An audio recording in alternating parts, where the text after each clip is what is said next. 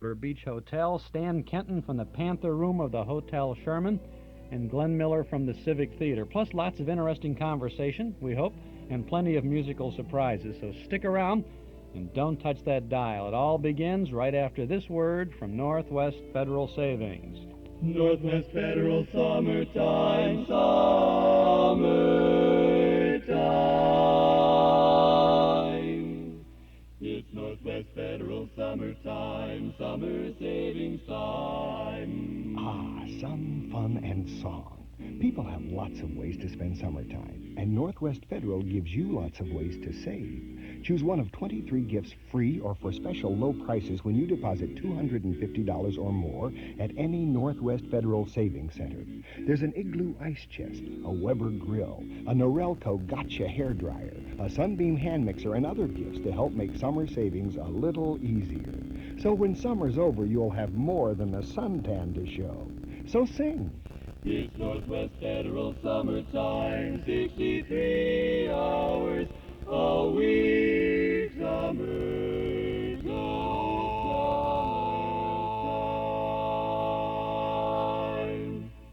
That's right, Northwest Federal Summertime, 63 hours a week. This is Chuck Shaden every Saturday afternoon, 4 hours a week on our Those Were the Days program here from WNIB Chicago.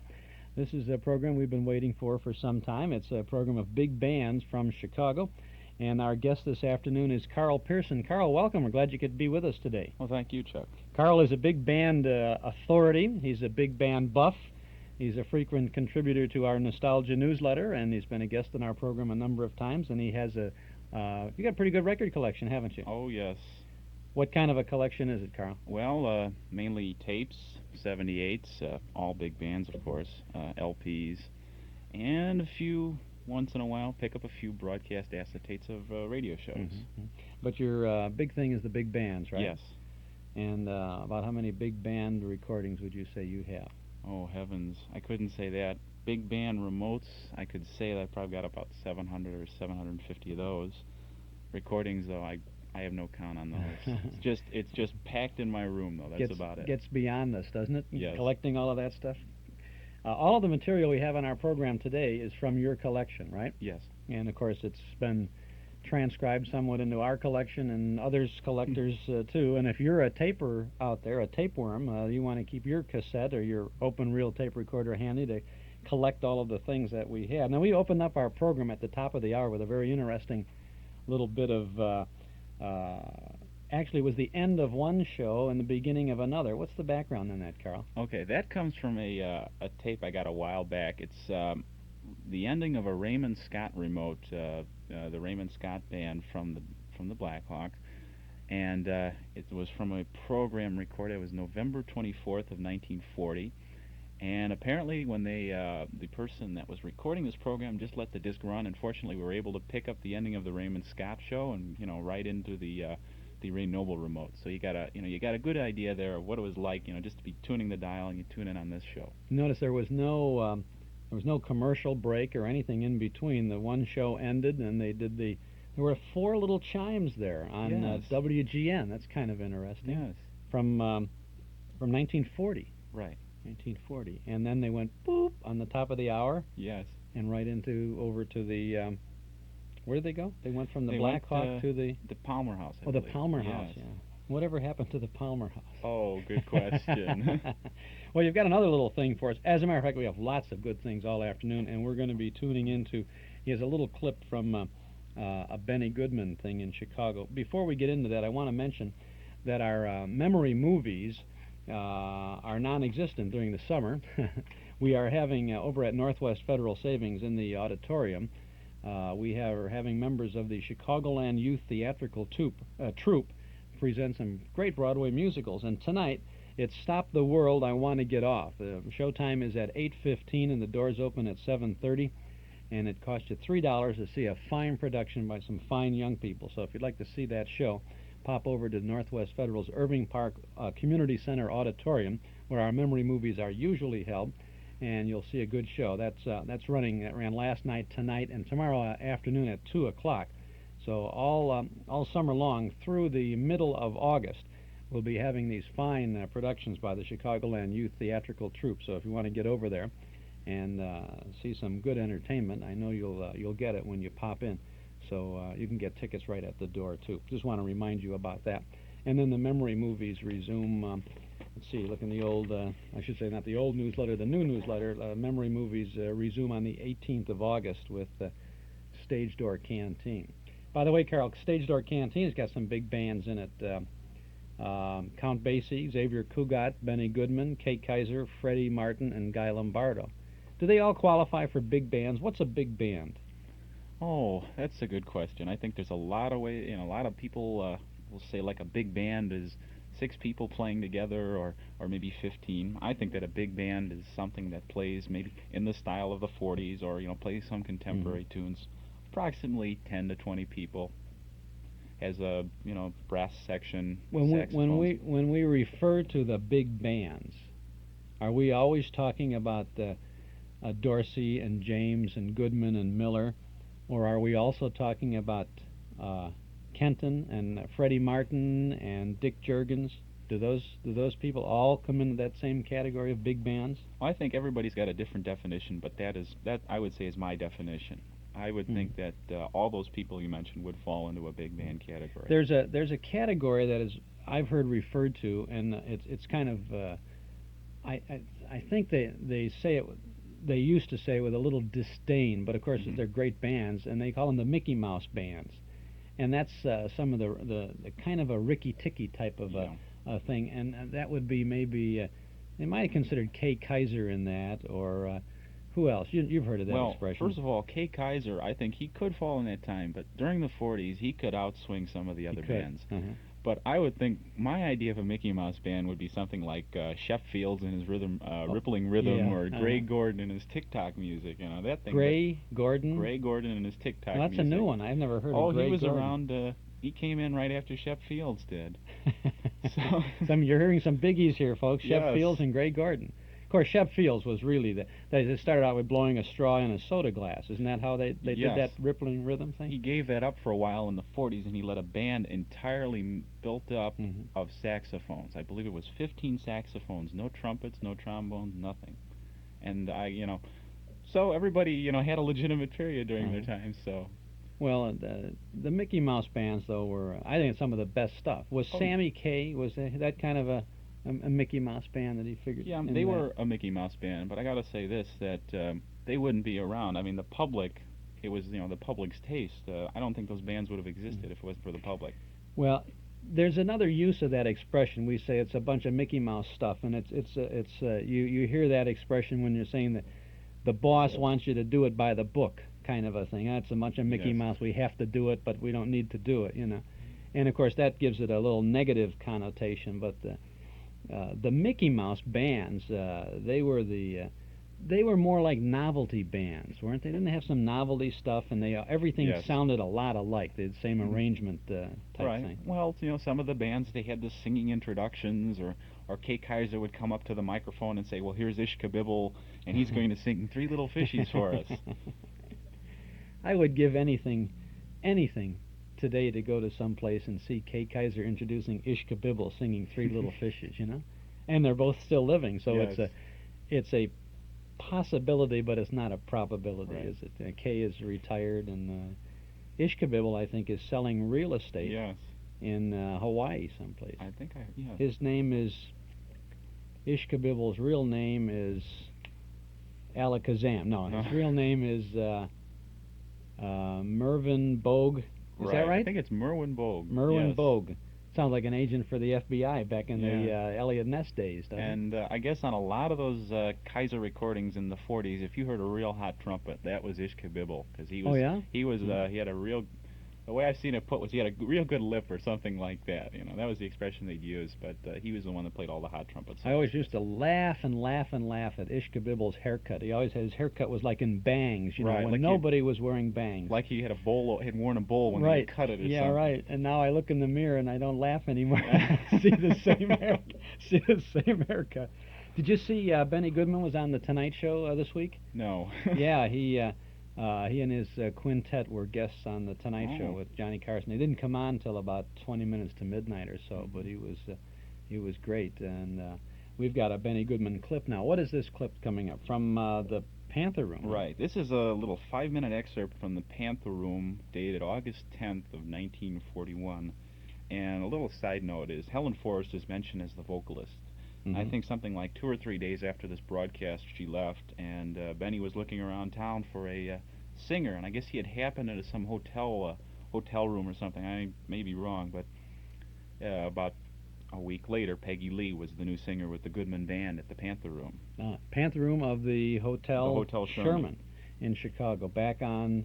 This is August 10th of 1941. Not so long ago. Here's Benny Goodman's theme, Let's Dance.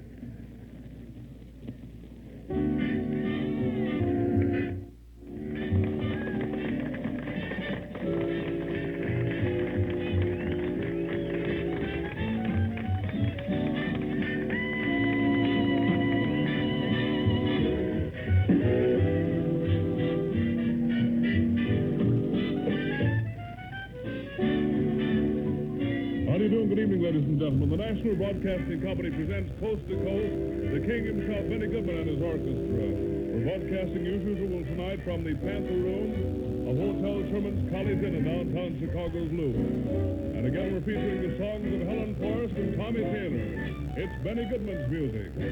Dancing gets underway tonight with the swing arrangement of The Count.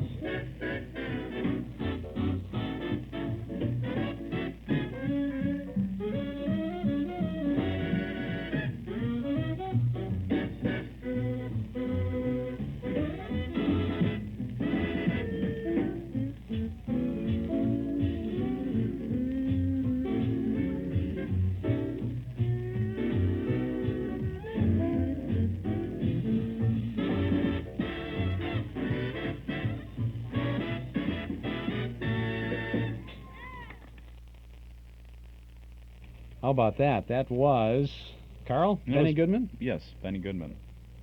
From? From the Panther Room of the Hotel Sherman. Okay, that's good stuff. And we're going to get back with Carl Pearson, and we got Bob Crosby and the Bobcats, I guess, coming up in just a little bit. Lots more, too. So stick around and don't touch that dial.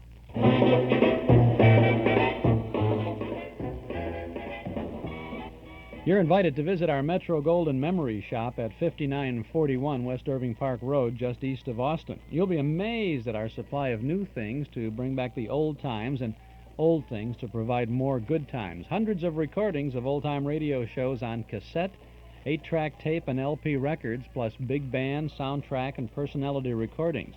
Movie posters, magazines, books, cards, games, great jigsaw puzzles, gifts, and novelties. It's all there.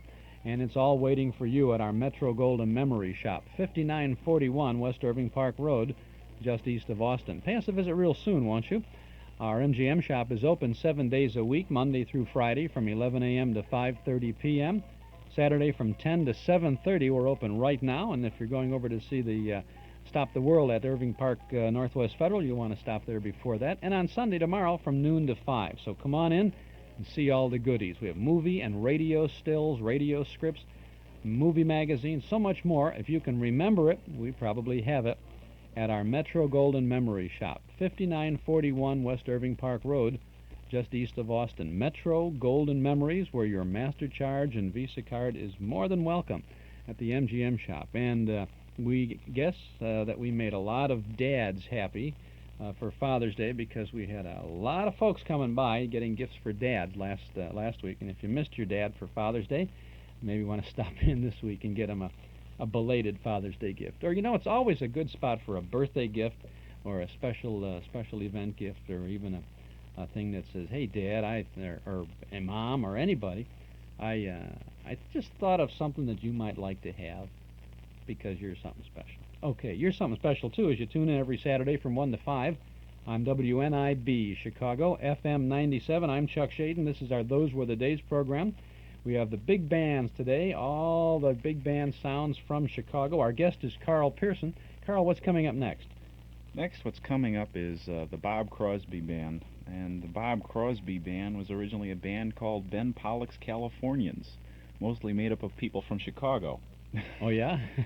And how did they get that name, then? Well, everybody, there was a group called the New Yorkers, I forget there were other groups like that, but I guess they originally played out in California, and then they came to Chicago, and they played in a couple places around Chicago. And the original band was made up of people like Benny Goodman and Jack Teagarden and Glenn Miller. Miller did a lot of trombone playing and arranging, and Pollock played drums for the band. But along about 1934, the band broke away from Ben Pollock, and for about a year they were all on their own, kind of like a cooperative, and they looked for someone who would be a nice front man and a good band leader. And I think there were two people. One was a fellow named Johnny Scat Davis was one choice, and the other was Bob Crosby, who was singing with the Dorsey Brothers Orchestra. And they finally Crosby was singing with the Yes. Dorseys. Huh? Actually, he was singing on the radio programs and such for the Dorsey Brothers.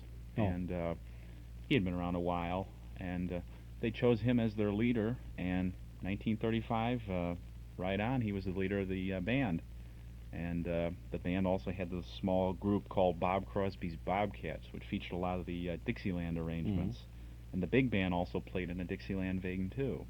And this one comes from the Black Hawk restaurant in Chicago. And this was on WGN again. Yes, broadcast across the country through Mutual, or through WGN on the Mutual Network. On the Mutual Network. From April 29th of 1940, we go to the Black Hawk restaurant. Now, this is this very same Black Hawk restaurant that is still operating today on Wabash Avenue, right? Yes. The famous spinning salad bowl is what they're yes. talking about. They tried a few years ago to bring some big bands back to the Black Hawk, but it didn't really... Now, Kay Kaiser played at the Black Hawk? Kay Kaiser played. The fellow named Art Jarrett played there. Hal Kemp played there. Joe Sanders did, too. So, and, many other bands. A big spot. So, you got to know that this was an exciting time. We're going to take you back in time now to April 29th of 1940 from the Black Hawk restaurant in Chicago, by way of WGN, by way of WNIB, Bob Crosby.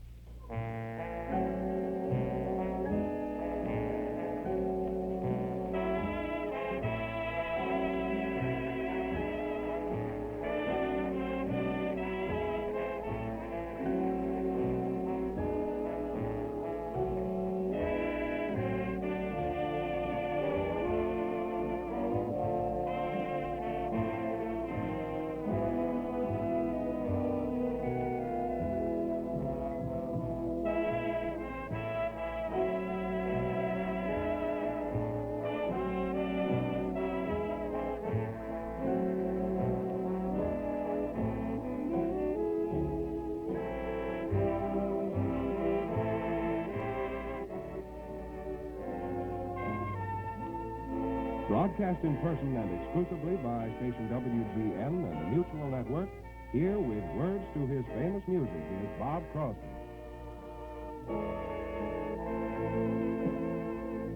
Bob Crosby and all the fellas from the Black Hawk Restaurant, Wabash near Randolph in the city of Chicago. Over at the old 88, Mr. Jeff Stacy to be featured at the piano as we play the Boogie Woogie Maxi.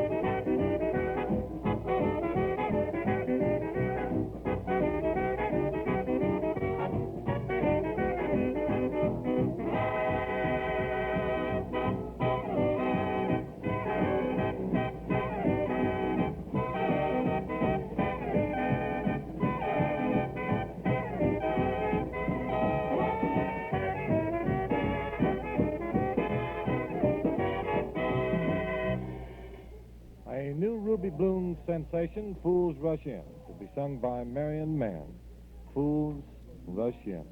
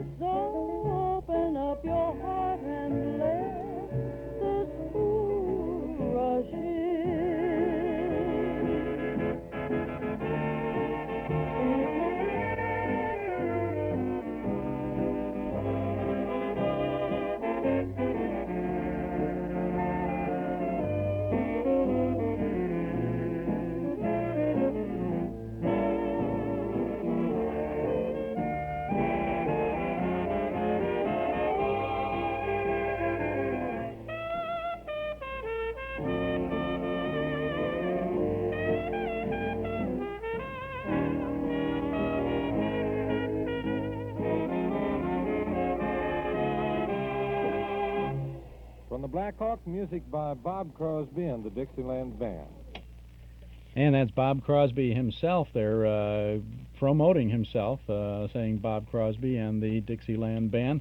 That's from the Blackhawk back on April 29th of 1940. This is a few years later. This is Chuck Shaden with our Those Were the Days program, the big bands from Chicago. And our guest is Carl Pearson, and we'll pick up on this Crosby remote from the Blackhawk in just a little bit.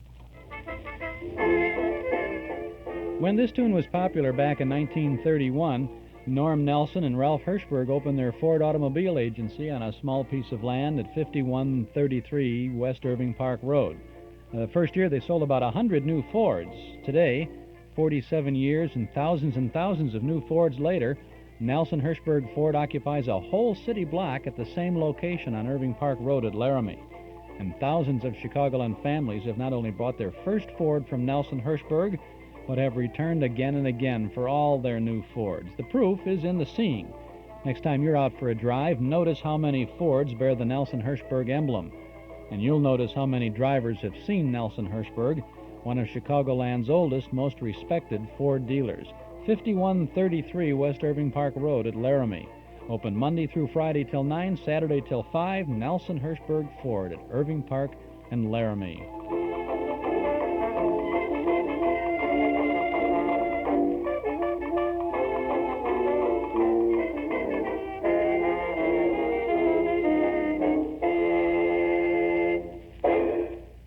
What do you know? It beat the music this time. Now let's get back to Bob Crosby and the orchestra from the Blackhawk back in 1940. And here's a number mighty popular in Chicago right now, Cecilia. Does your mother know you're out, Cecilia?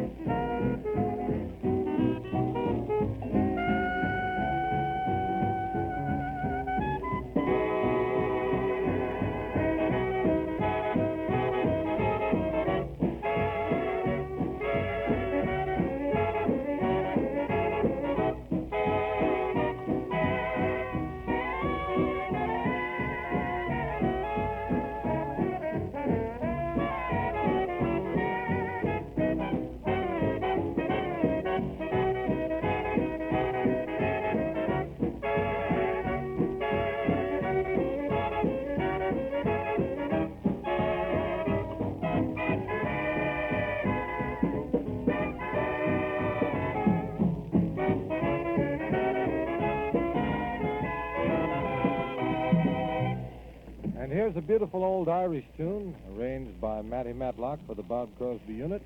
It's called The Old County Down. All set, fellas? 1, 2.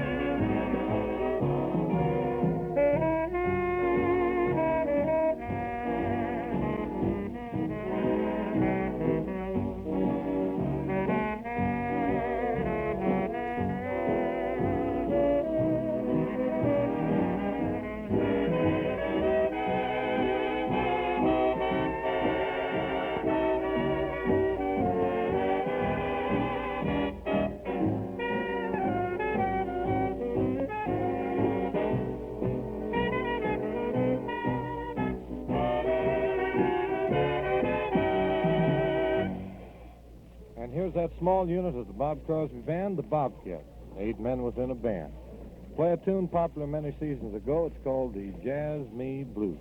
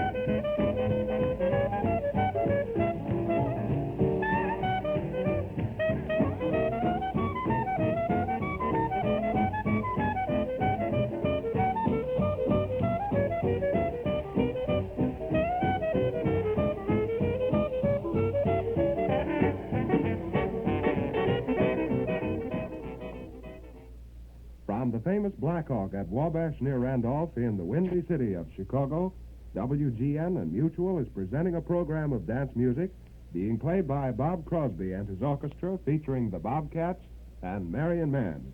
And here again is Bob Crosby. Back at the Black Hawk with Bob Crosby and the fellers, and here's a beautiful theme, Reminiscing Time.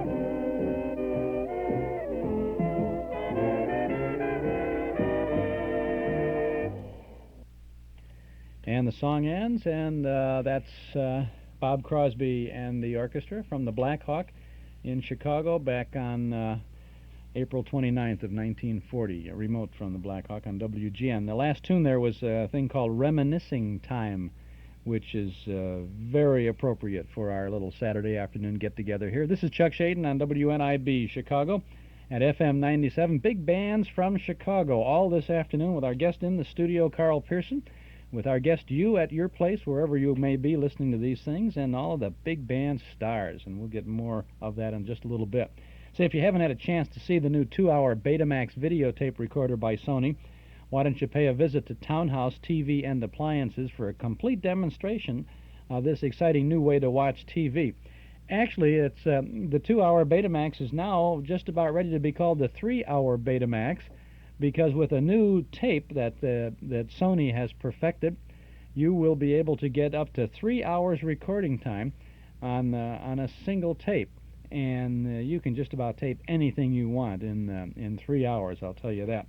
It lets you watch one show while you're recording another, and you can watch that whenever you want. And with the Sony automatic timer and the new Betamax system has the built-in timer, you can even record a favorite program or a special while you're away from the set. It's the all-new Betamax video recording system by Sony. Visit Townhouse TV and Appliances at 7243 Touhy Avenue, just west of Harlem. The folks there will be pleased to demonstrate the 2-hour Sony videotape recorder. And positively no hard sell at Townhouse.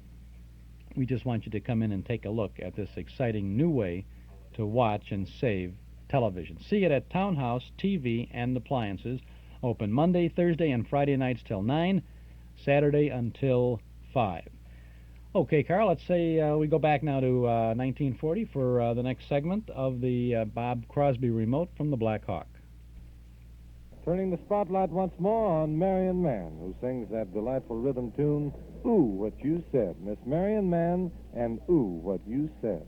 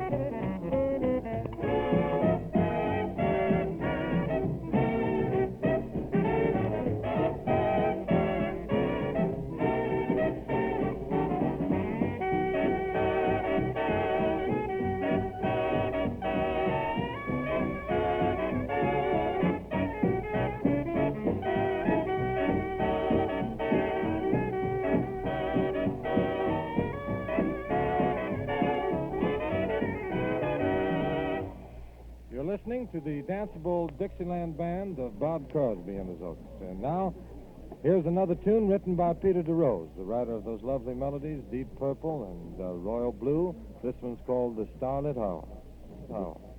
The Starlit Hour.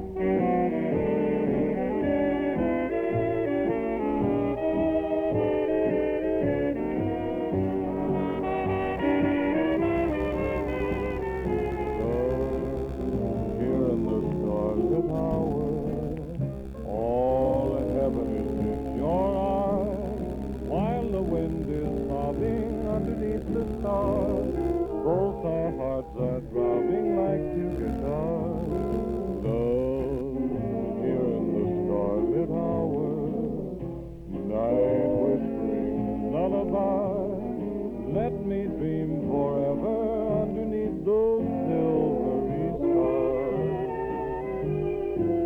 Will it be just as sweet again, the glamour, the glory that we know? Will I find when we meet again the glamour, the glory still aglow? But tonight, let us forget tomorrow here under the midnight blue. Love will bloom and flower in the starlit hour with you.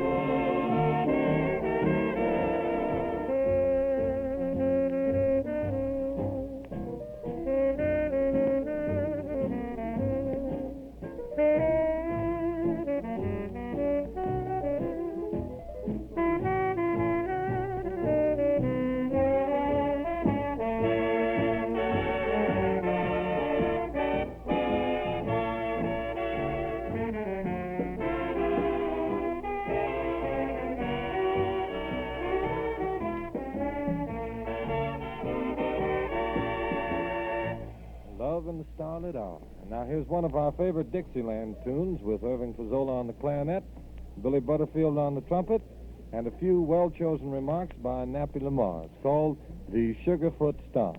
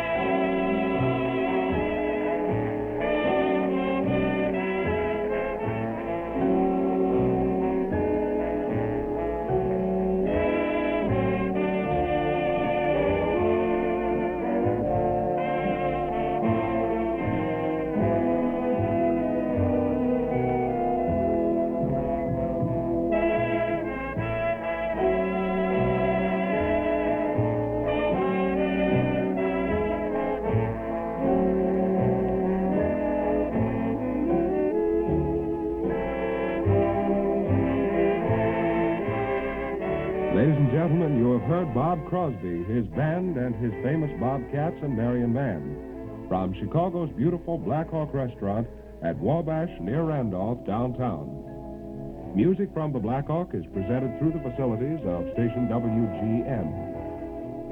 This is the Mutual Broadcasting System.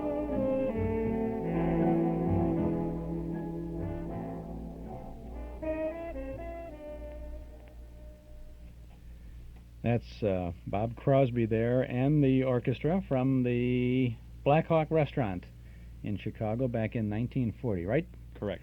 Carl Pearson is our guest this afternoon. I'm Chuck Shaden, and this is our Those Were the Days program. Today, saluting the big bands from Chicago. Carl, this was 1940, April 29th of 40, Yes. and Crosby was at the Black Hawk. Did he play very much in Chicago? Did he get around much here? Yeah, well, a lot of the bands did, but Crosby did.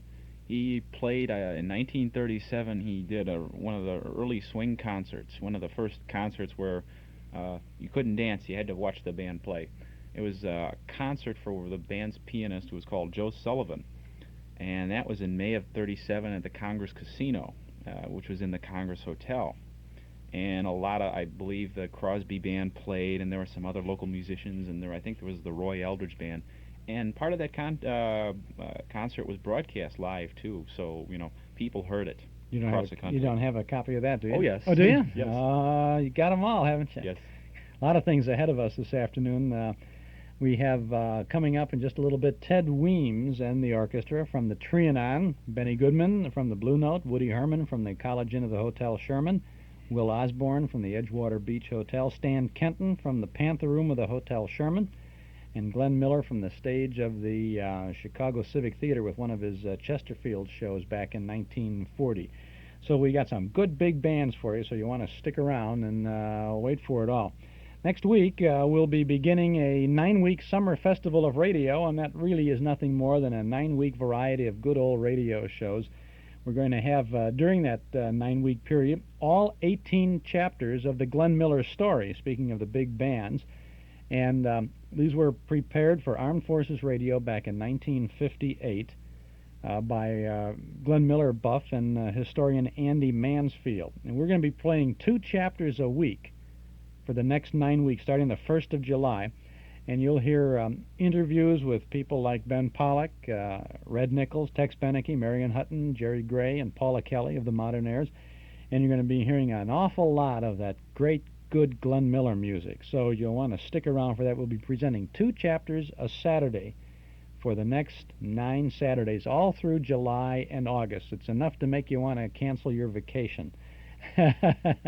Also, next Saturday is the 4th of July weekend. The 1st is next Saturday.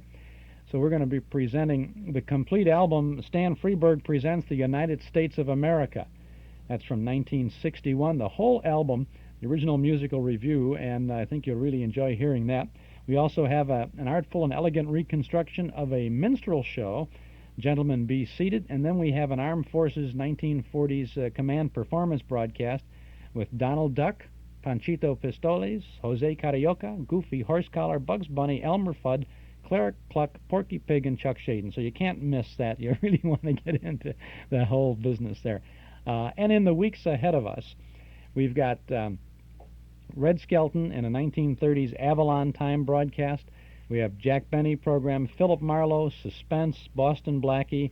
We'll be doing Dick Tracy in B-flat, a command performance production. Vic and Sade, lots of Vic and Sade during the summer. Mr. District Attorney, The Shadow, Fred Allen, Mystery is My Hobby, Inner Sanctum, The Henry Morgan Show, Bold Venture with Humphrey Bogart and Lauren Bacall, Charlie McCarthy, Amos and Andy, Tales of the Texas Rangers, Duffy's Tavern, Burns and Allen, and it just goes on and on and on. So we got a lot of good stuff. And if you want to keep track of all of these things when we're presenting them, and if you want to do some taping, you want to know how long each segment is and all that sort of thing, you want to subscribe to our Nostalgia Newsletter and Radio Guide. The Midsummer edition of the newsletter is back from the printers and it'll be going into the mail on Monday. You'll have it before the end of the week, and if that is, of course, the end of the month, and you'll want to subscribe.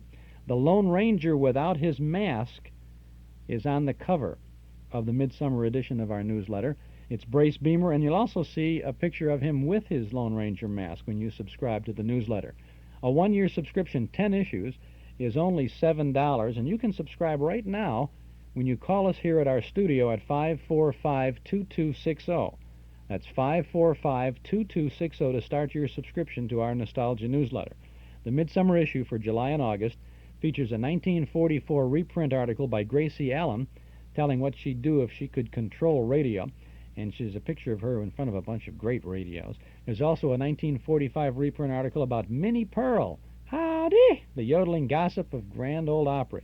Mark Nelson writes about the career of Fred Astaire, and there's the complete schedule of broadcasts that you hear every Saturday here on WNIB. The full schedule giving the weekly lineup, original broadcast dates, names of stars and cast members, titles of shows, even a line about the story or the content of the show. And if you're taping these shows for your own collection, you'll even find the times of each segment that we offer. There's lots of good reading and good information for you in our Nostalgia newsletter and radio guide. So start your subscription now with the midsummer issue of the newsletter, and you'll have it at the beginning of the week. We'll include an invoice with that first issue. 545-2260, a one-year subscription, just $7. Call 545-2260, or if you like, just send to Nostalgia Newsletter, Box 421, Morton Grove, 60053. But if it's easier, give us a buzz now while you're thinking about it. 545-2260. It's another key hit, and a baseball hero leads his team to victory. But behind every baseball hero, there's a whole team of unsung heroes. Steady, dependable guys who play ball year in and year out, but never get to be baseball superstars. This is Bob Elson for Northwest Federal Savings, and I'd like to pay tribute to some of Chicago baseball's unsung heroes. I picked 20 from past Cub and Sox teams, and if you can guess who they are, you could win 2 tickets to a Chicago game. Who was the hustling Sox outfielder nicknamed No Neck, who is best remembered for his aggressive play? Or the versatile, smooth-fielding infielder for the Cubs, who backed up Beckert, Kessinger, and Santo? Look for the contest in the sports pages of your newspaper, or pick up a copy at any Northwest Federal Savings Center.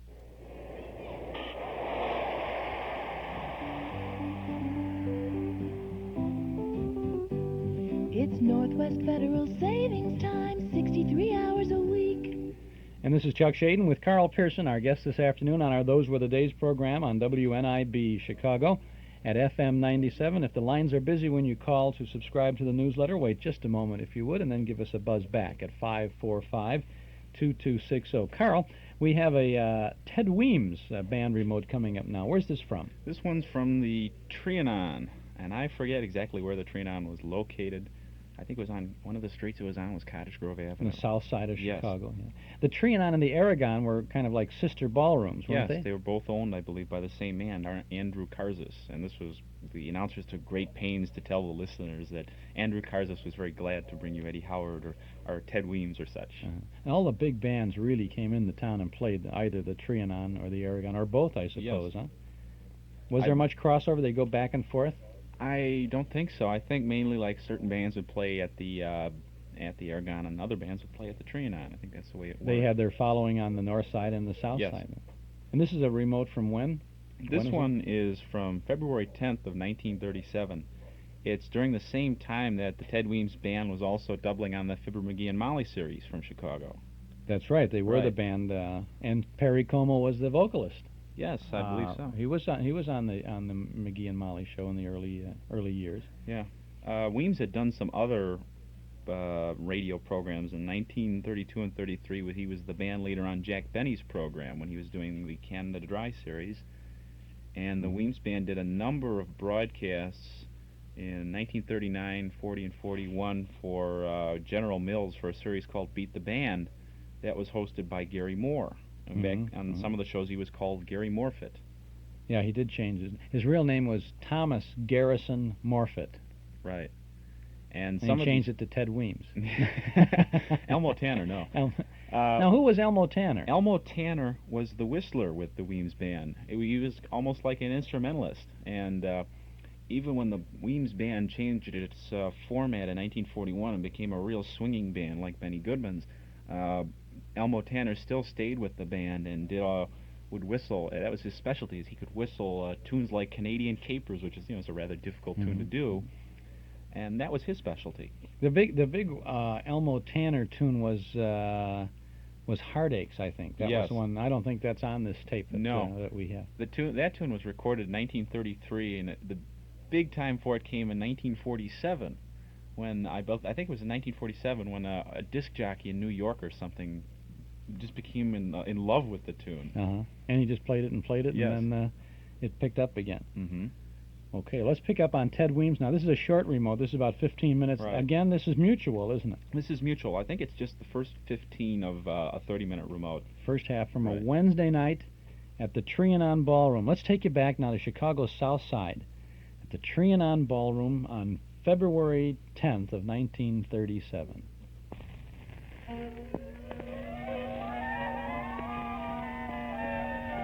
Out of the night, Ted Weems and his brilliant band.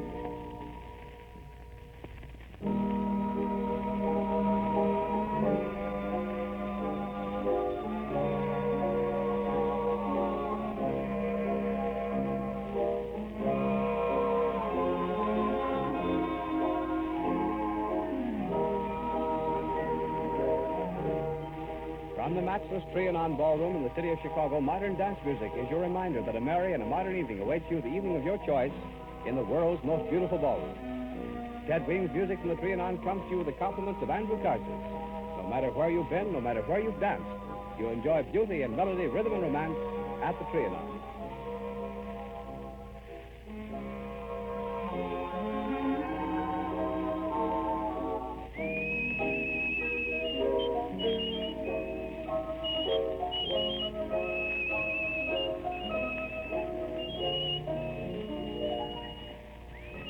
Here he is to greet you now, Mr. Theodore Angus Weems. Greetings, ladies and gentlemen. We're very glad to be with you again. We open the broadcast with a new song called Old Fashioned Swing. The title is elucidated by Perry Como, Old Fashioned Swing.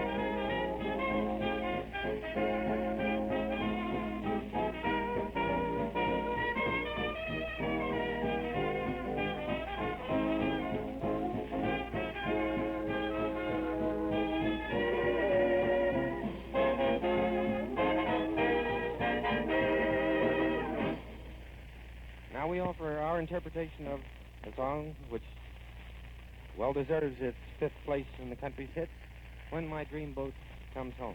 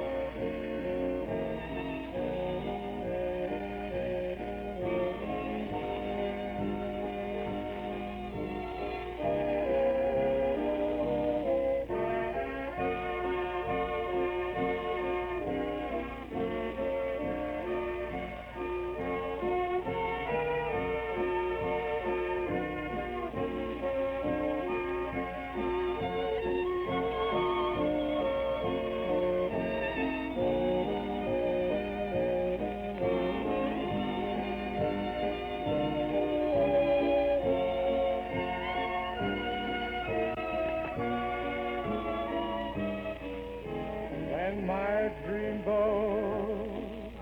come home, and my dreams no more they will grow. I will meet you and greet you, hold you closely, my own. Moonlight waters will sing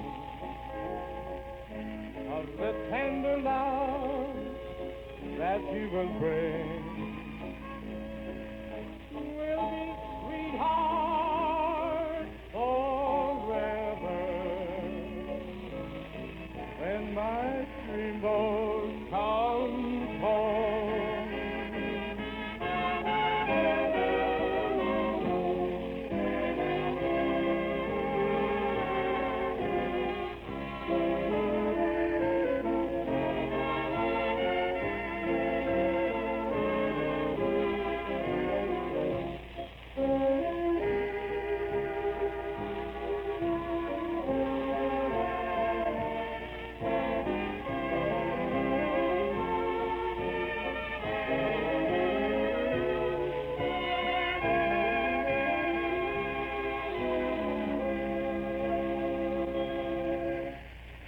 A very danceable tune of some years back. We hope you'll enjoy hearing it again. My Honey's Lovin' Arms.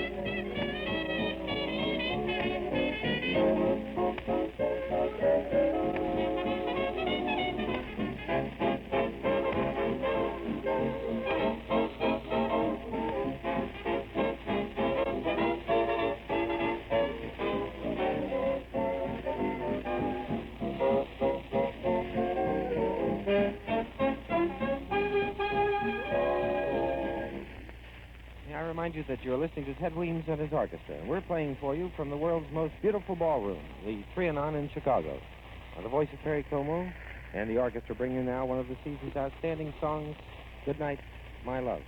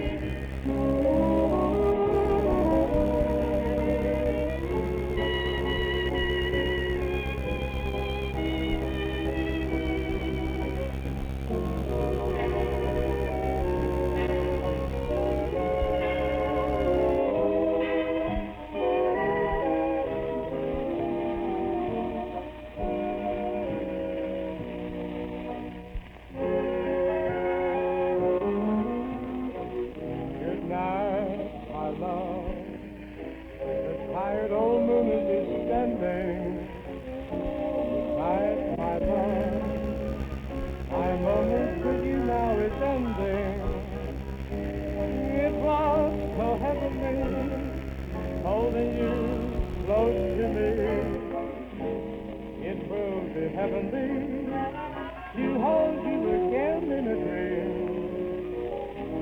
Stars above have promised to meet us tomorrow. Till then, my love, how dreary the new day will seem. So far the present here will have to part. Good night, my love. Good night, my love.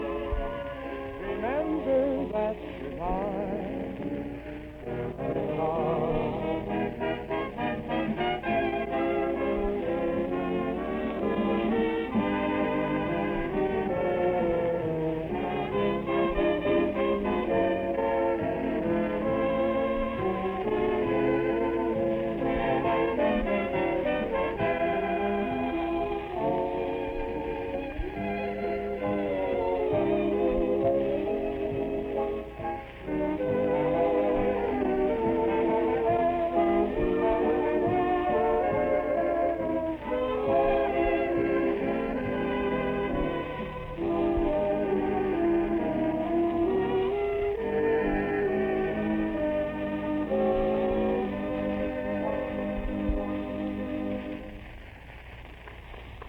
Here's one of your favorites of several years ago, enhanced by the incomparable whistling of Elmo Tanner, the Doll Dance.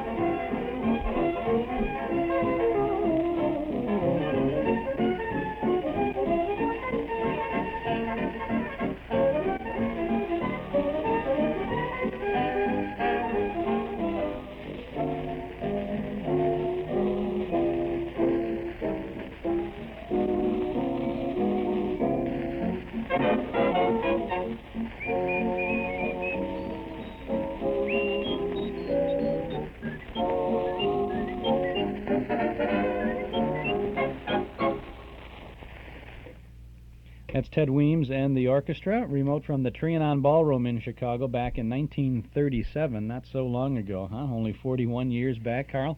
February 10th of 47. Ted Weems and the orchestra. Perry Como, and that was Elmo Tanner, right? The whistler Yes. on the end there? Elmo Tanner. Not to be confused with Elmer Turner, the newscaster from Chicago in the early days of television and the days of radio, too. Elmo Tanner, E-L-M-O Tanner. Now, there was another vocalist with the Weems band at this time, too. Well, and about a year and a half later, there was a young girl added whose name was Marvel Maxwell. Some of the other members of the band, you know, they had other names, too. There was, like, Parker Gibbs and Country Washburn. But this... Country Washburn was part of this Weems band? He was the bass player with the band, and Parker Gibbs was a saxophone player, and he also sang. But this girl singer later changed her name after she left the Weems band from Marvel Maxwell to Marilyn Maxwell. Aha. I know that on those, I've heard some of those Beat the Band programs, and she used her name, Marvel Maxwell, on there, too. Yes. It's an interesting name, isn't it? You think she would sing Shazam or something. Yeah. Marshall Maxwell. We have got a little clip from the Black Hawk restaurant with Joe Sanders coming up in just a little bit, so you want to stick around for all of this stuff. This is Chuck Shaden with Carl Pearson on our Those Were the Days program, saluting big bands from Chicago this afternoon on WNIB Chicago in your FM radio at 97 on that dial. The fine family of Paterno offers you a fine selection of wines from the vineyards of the world, from California to France, from Italy to Portugal. You'll find the Paterno wine cellar stocked with the widest selection of wines from all the best places. Paterno Foremost Liquors at 5303 Milwaukee Avenue at Central, just north of Foster, is the largest beverage store of its kind in all Chicagoland. A visit to the Paterno wine cellar is an experience you won't forget, and you'll return often to keep your own wine cellar stocked.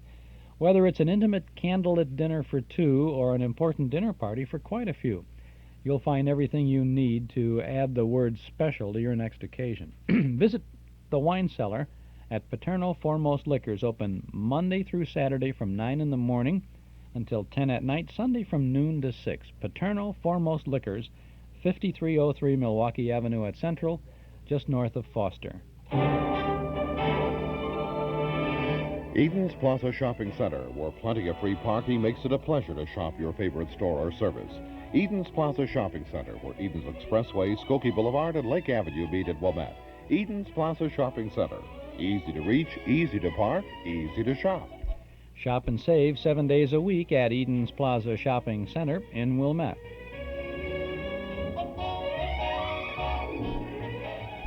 And as we continue with our listen-in to the big bands this afternoon, Carl, what's up next? The next thing is from the same period as that Ted Weems remote. This is March 25th of 1937. It's a little excerpt of the Joe Sanders Band. I couldn't find any Coon Sanders remotes, so I did the best I could, because I have a feeling that they're rather rare, because it's a rather early period. Yeah, now Coon Sanders, a lot of people think when we mention the name Coon Sanders, I think it's a one person. Coon is the first name and Sanders is the last name, but actually it's two people, right? Right, it was Carlton Coon and Joe Sanders. I believe Carlton Coon played drums and Joe Sanders played piano, and they played in the College Inn, and I believe the College Inn, and maybe even the Black Hawk. I may be wrong, but after Carlton Coon died, Joe Sanders kept the band going, and this little excerpt is also from Mutual. And it's the opening of a Joe Sanders remote. This is just about 4.5 minutes, right? Yes. Okay, let's tune in.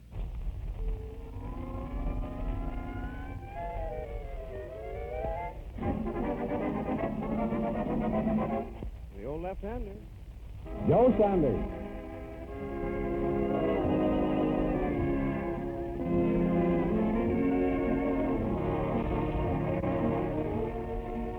How do you do, ladies and gentlemen, from the Black Hawk Restaurant, Wabash and Randolph, downtown Chicago, where we again present dance music in the style of Joe Sanders and his famous Nighthawks.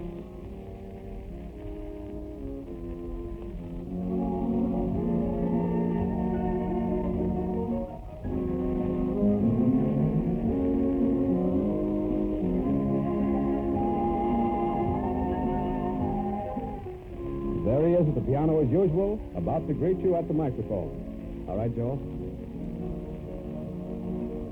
Good morning, everyone. It's that man again. Remember me? The old left-hander, he of the long white beard. Joe Sanders and his little ducky wuckies and Nighthawks. Just getting underway in our first number. On a night like this, most appropriate. I've got my love to keep me warm.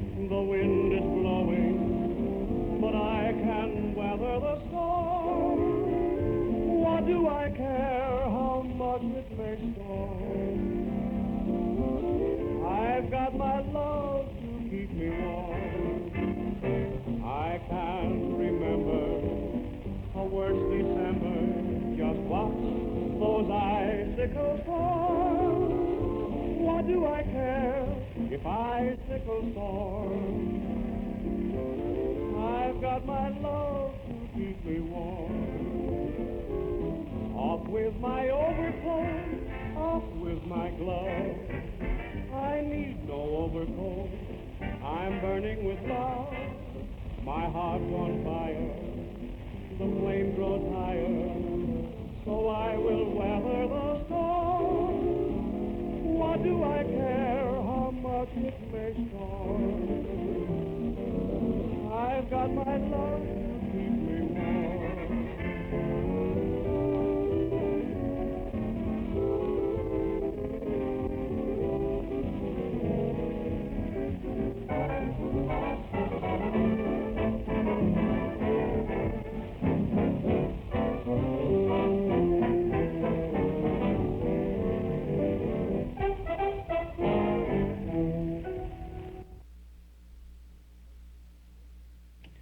And that's it. That's a little excerpt from the the Black Hawk restaurant back in March 25th of 1937. Is that right, Carl? That's correct. Yeah. Carl, where did this come from? How did you find this particular bit of greatness from the past? Well, this one came from a collector I know in Florida, and I believe either he had the master tape or he had an original disc on this. It was a batch of just, something he had found that someone had recorded off the air, and there's like this, and there was the Ted Weems. There are, mainly sweet bands, and there was a Count Basie remote all on this one tape that I got from him, and I thought it was, fabulous. I would say it is, yeah. So you see, a lot of these things have come originally, just like the radio shows that we collect. They come from collectors, too, people who have just been fans over the years, and they recorded them off the air on disc or on wire or on tape. Right. And then they're lost. I had a call a couple of weeks ago from a lady who said that I had given a little talk in front of a group one time where she was, and she knew I was interested, so she called me and said, I had some tapes. My husband had formed a recording company at one time, and they were doing a lot of recording and things, and he's gone now, and I'm moving, and I don't have any use for these, and I don't know if there's anything here that you want, but would you like to take a look at them? So I did, and I found 4 tapes that he had made. They were full-track recording tapes in A1 perfect condition, made in the 50s, however, of Eddie Howard at the Aragon. Terrific. It's terrific stuff, and you know about it, Carl, because you've got it. I gave it to you today, and you're gonna go through it and see if you can date it a little bit or something like that. It's kind of nice to have that, and of course the key to all of this stuff, as I've always said right from the very beginning of collecting these things or broadcasting this stuff over the air, is the ability or the desire to share what you have, which is why we're doing this afternoon, and why I've been doing this for so long, and why you collect and everybody collects. You want to share it. It's fun to have a show and to listen to it, a radio show or big band remote, but what a kick it is to be able to share it with someone else. Isn't that right? Yeah, right. I think so too. Well, that's why we say, tape them off the air, grab them what you can, and if you can't do it that way, then we've got other ways for you to get things too. But it's fun to be able to have these programs and to share them. We're going to get back to some more of these big band remotes with our guest Carl Pearson in just a moment. This is Chuck Shaden on our Those Were the Days program, WNIB Chicago. At FM 97, we have Benny Goodman coming up, Woody Herman, Will Osborne, Stan Kenton, and Glenn Miller, all from Chicago in the, in the 30s, the 40s, and the very early 50s. So you want to make sure you're with us for that. I have a sound for you now, speaking of collecting these shows, a sound from our cassette tape of the month for June. We have a double feature starring The Shadow. Who's that? I heard somebody, but there's nobody there. Hey, God! Are you surprised to find me here, Joe Brecker? Shadow. So you weren't expecting me. And yet prisons are filled with shadows. Shadows in the minds of men walking in the shadow of death itself. What do you want? You put me here, sent me to the chair. Why can't you let me alone? Because your career of murder is not over. Because I know you mean to carry out the threat you made in court. Yeah. Yeah, and you can't stop me, Shadow. I can. Because you're going to tell me how the jury, the prosecuting attorney, and Judge Wilson are going to be killed. You're crazy. I'm not telling you anything, Shadow. I'm not afraid of you anymore. I got nothing to lose. You are telling me, Brecker? Yeah? You see, I can read your mind. One thought is racing through your mind now. It's mirrored in your eyes, etched on your brain. You're lying, trying to trick me into telling you. All right, I'll tell you what you're thinking about. You're thinking of a man. He acts strangely. That's it. He's shell-shocked. No. Am I right? No, stop it. This man is very close to you. I've got it. He's your brother. His name is... Let's see. Danny, isn't it? No, go away. Leave me alone. That's a clip from The Shadow, starring Orson Welles as the Shadow. He is Lamont Cranston. And the lovely Margot Lane is played by Agnes Moorehead in this broadcast from March 20th of 1938. It's called The Silent Avenger. We also have another Shadow broadcast on this tape, The Bones of the Dragon. These two Shadow shows are yours on a single cassette tape for only $5 from the Hall Closet, Box 421, Morton Grove, 60053. The Bones of the Dragon stars Brett Morrison as the Shadow, and that's a 1948 broadcast, January 11 of 1948. So two great Shadow adventures this month. Our cassette tape for June, just $5 from the Hall Closet, Box 421, Morton Grove, 60053. Or you can get your Shadow cassette at any office of Northwest Federal Savings. There are 6 offices, and you can get your tape at any of those offices. Or when you visit our Metro Golden Memory Shop at 5941 West Irving Park Road, just east of Austin. A great hour of radio excitement this month with 2 outstanding Shadow broadcasts. And this is the last Saturday. We'll have to remind you, this is the end, boy, that time, what happens to it, huh? The end of June now. So you'll want to send for your Shadow tape or pick it up this week for sure, so you can get it for $5. You know, when our month is over, the tapes are still available, but they're $6. The regular price of the tapes are $6 each. So when you get our cassette tape of the month, you get a special value. So you want to send for it this week for sure now to the Hall Closet, Box 421, Morton Grove, 60053. 2 Shadow broadcasts from 30 and 40 years ago. We go back not quite 30 or 40 years now, Carl. We'll go back to about 1952, which is about 26 years ago. Mm-hmm. For what? This is the Benny Goodman Sextet. Not the big band, but the Goodman Sextet. This is a remote from the Blue Note in Chicago. The Blue Note was broadcasting, I believe, on Monday nights in the early 50s over NBC, mainly I think during 1952 and 53. Mm-hmm. And there were other periods later on, and I think earlier too, where they broadcast, but this was the main period. We can check our 100-year calendar. This is August 20th of 52, so we'll check the calendar in a second and see if see if you were telling the truth. Yes. Oh my gosh. And I think if the card says right, it says 11:30 p.m. this came on NBC. 10:30. 10:30. You say 10:30 to 11 on your okay. Now this is from a 16-inch acetate disc that you've uncovered, right? 2 discs, yes. That's right.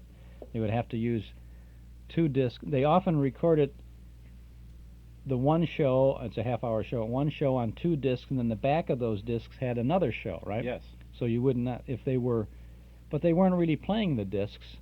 Well, they did that so they didn't have to flip. Right. While they were recording They'd have 2 turntables, and they wouldn't miss anything then. Right. The Armed Forces Radio, when they sent the shows overseas to the guys, they would have part 1 on disc A and part 2 on disc B, and then on the back of disc A and disc B there was another show. But that would be because the engineers in the studio would have 2 turntables, and they could just bring them together right like that. But these were not originally planned for broadcast, were they? Some of the Blue Note ones that I've seen they'd rebroadcast the show on a Saturday night, but some of these are reference recordings just so the station can say, hey, we've got this here, if we ever need it. We've got a copy of it, we need it. Yes. Okay, let's go to the Blue Note now, 10:30 p.m. You'll notice the announcer on this show. It's Greg Donovan, a standby staff announcer for WMAQ for so many years. So he was in Chicago on MAQ, and this was a network broadcast originating from Chicago in the Blue Note. Blue Note, and so is NBC.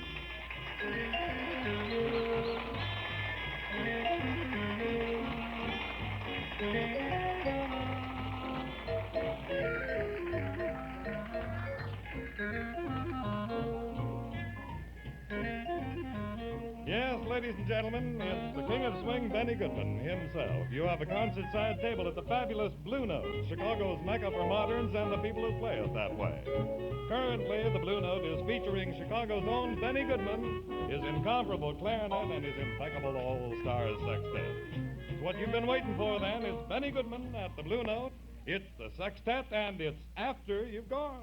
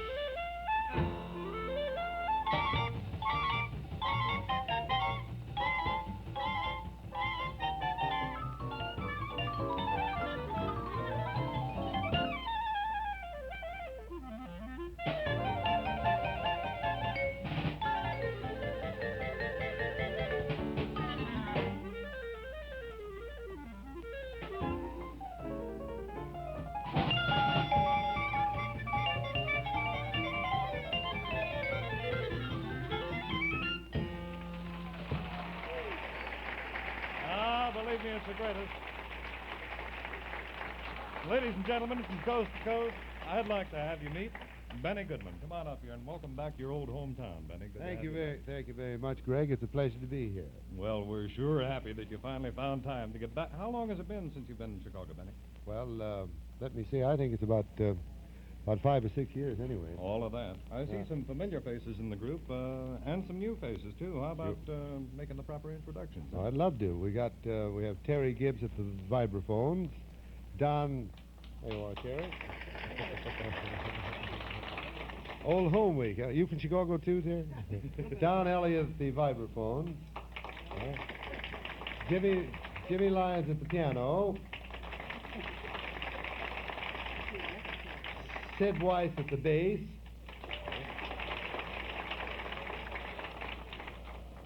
Let me see now. Where are we at now? Maury Feld at the drums.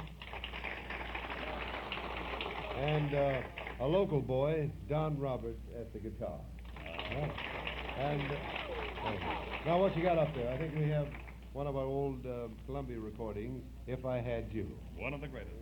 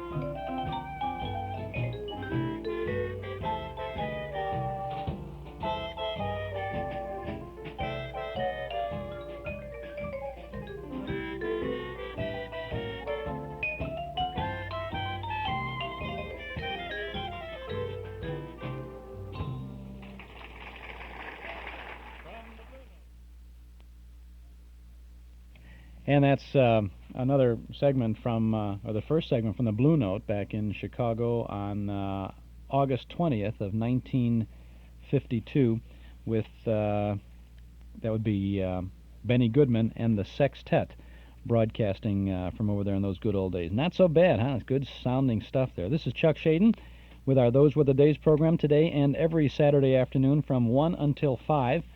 On WNIB Chicago, FM 97. Our guest this afternoon is Carl Pearson. We're listening with and talking about the big bands and the remotes from Chicago.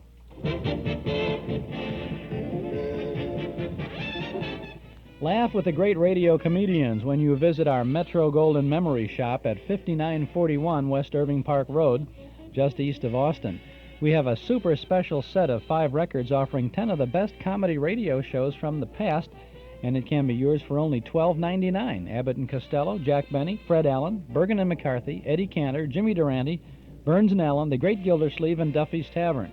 They're all there, and they're as funny as ever. It's a 5 LP set, only $12.99 at our MGM shop, 5941 West Irving Park Road, just east of Austin. We're open 7 days a week, Monday through Friday from 11 a.m. to 5:30 p.m., Saturday from 10 to 7:30 p.m., and every Sunday afternoon from noon to 5. So come on in, and visit the past at our Metro Golden Memory Shop. And by the way, if you like Groucho Marx and the Marx Brothers, we have a great 4-record set of marvelous Marx Brothers comedy, 4 full hours of classic material for just $10.99. You'll find it at the MGM Shop, 5941 West Irving Park Road, where your Master Charge and Visa card is welcome. Metro Golden Memories, the MGM Shop.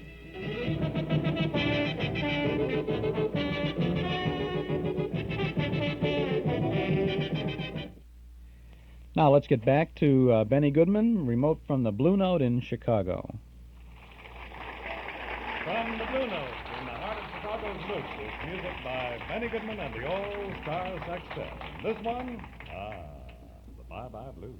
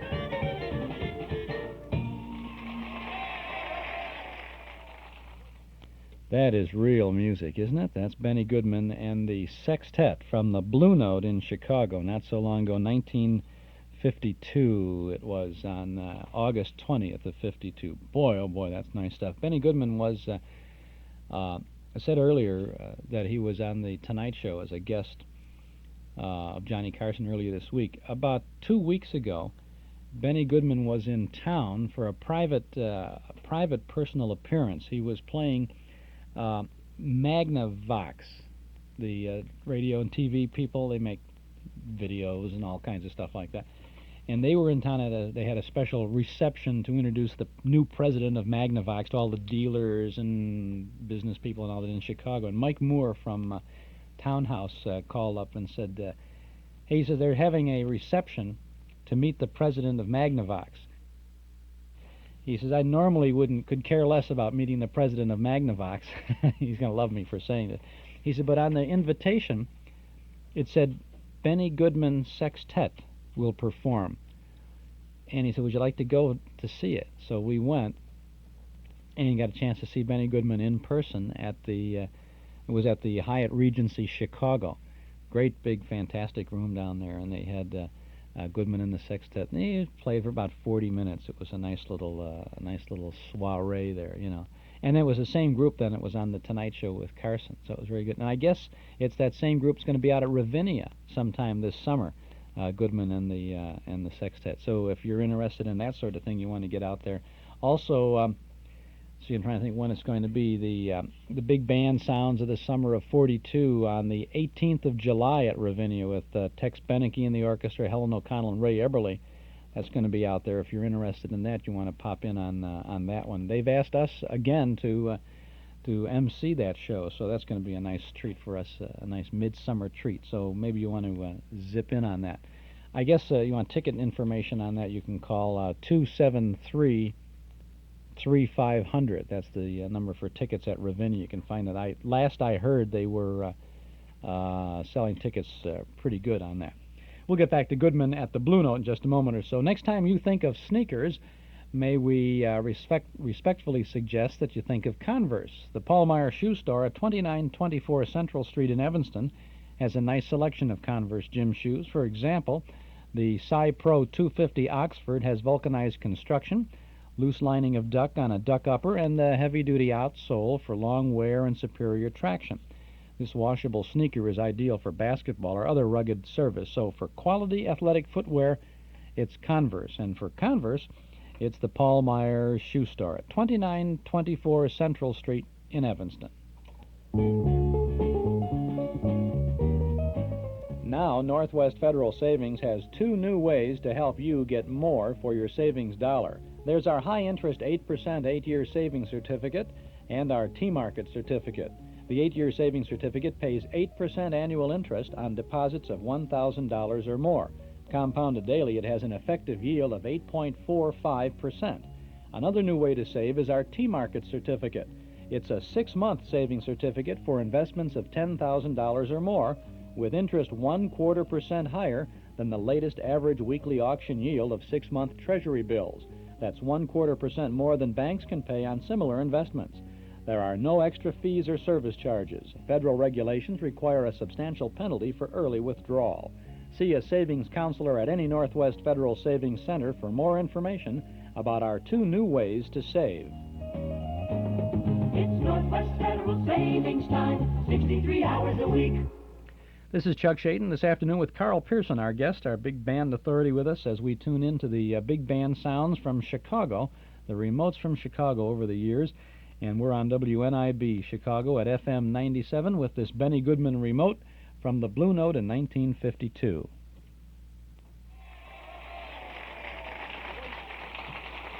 Well, as you can plainly tell, most of Chicago is here tonight, and everybody's having a wonderful time. Here's an old evergreen that's been kicking around for some years, and in the minds of a good many people, there is no man that plays it like the good man. B.G., the Sextet, and Rose Room.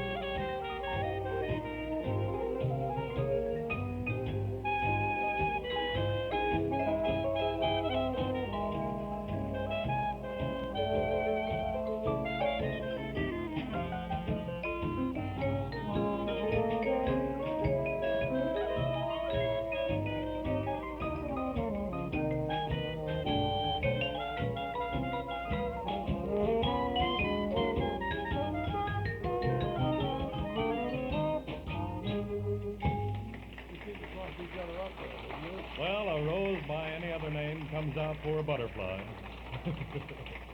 But it's fun. Benny, what are we going to do next? I'm not taking any chances from here on. Oh, that's Avalon, right? Avalon? Yeah. It's a deal.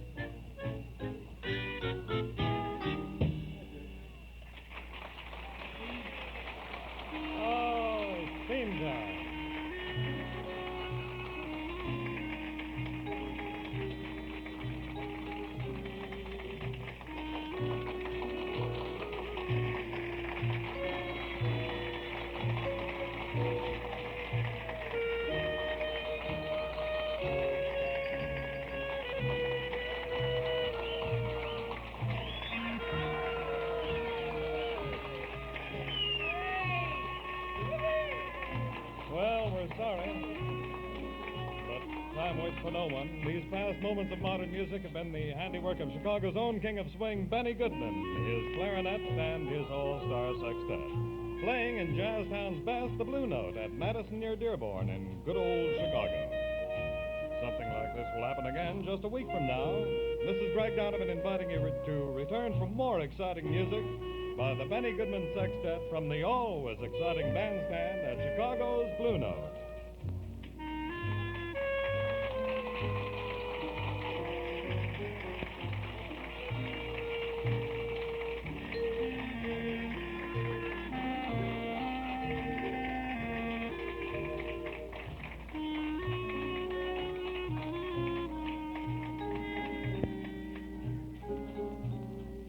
And this is NBC, the National Broadcasting Company.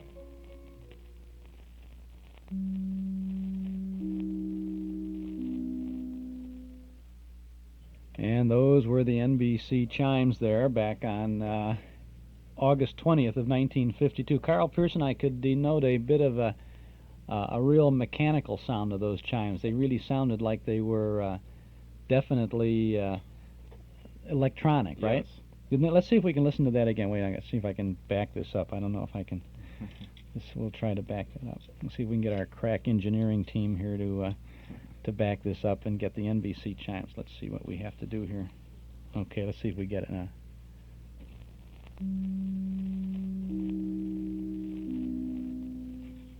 Yeah, definitely. Those were electronic chimes, weren't they?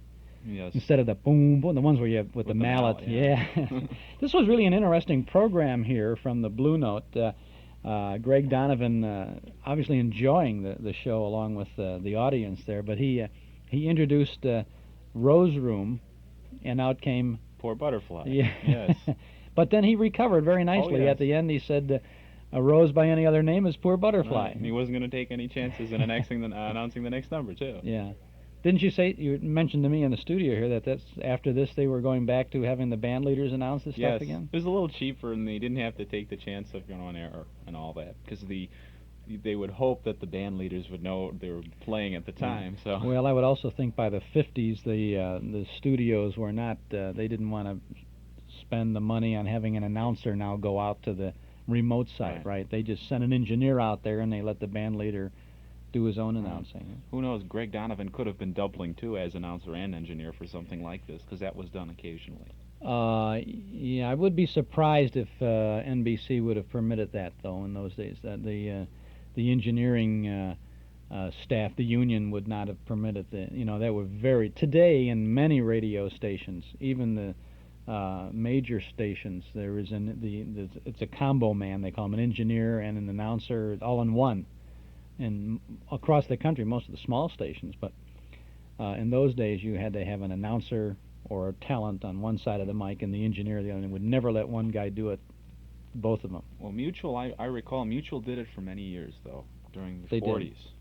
For some reason they could get away with it, but the announcer, I think NBC and CBS didn't, because it was a lot easier on the station, and I guess it affected the quality of the program too. So. Oh, sure, stronger union. Yes. We're listening to a lot of big bands from Chicago this afternoon on our Those Were the Days program on WNIB at 97 FM.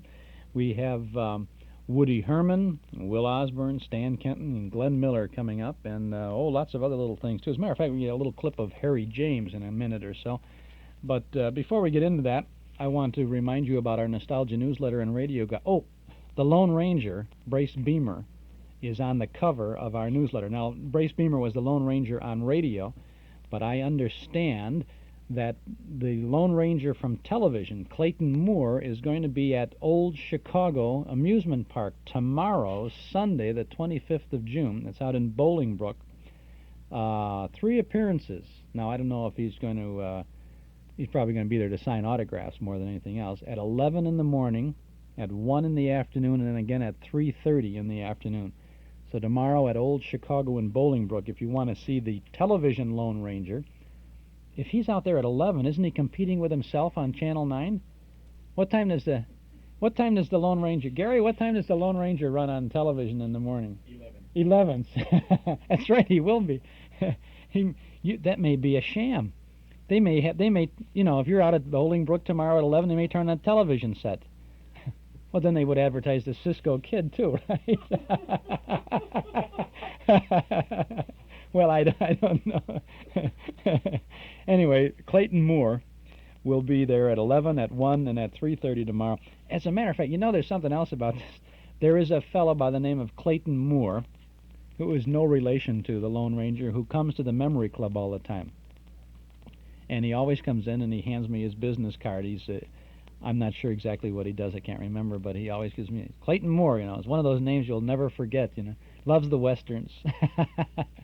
Well, the original Lone Ranger, at least the radio Lone Ranger, without his mask, is on the cover of the midsummer edition of our Nostalgia newsletter and radio guide, Brace Beamer. And you'll also see a photo of him with his Lone Ranger mask when you subscribe to the newsletter.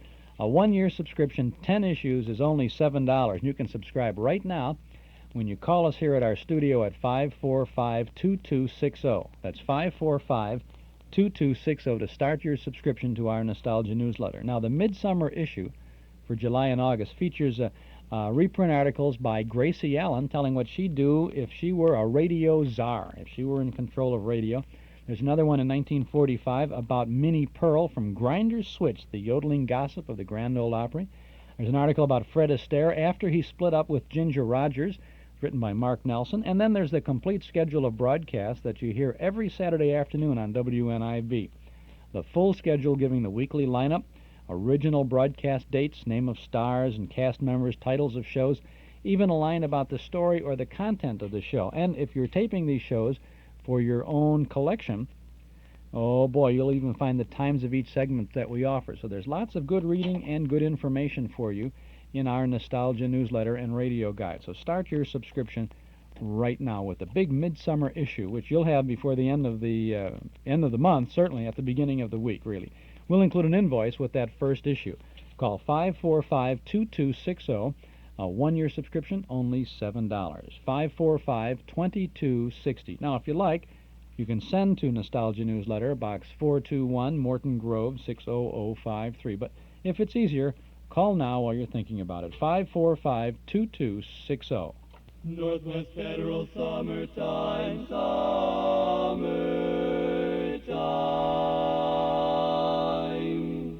It's Northwest Federal Summertime, summer savings time. Ah, sun, fun, and song.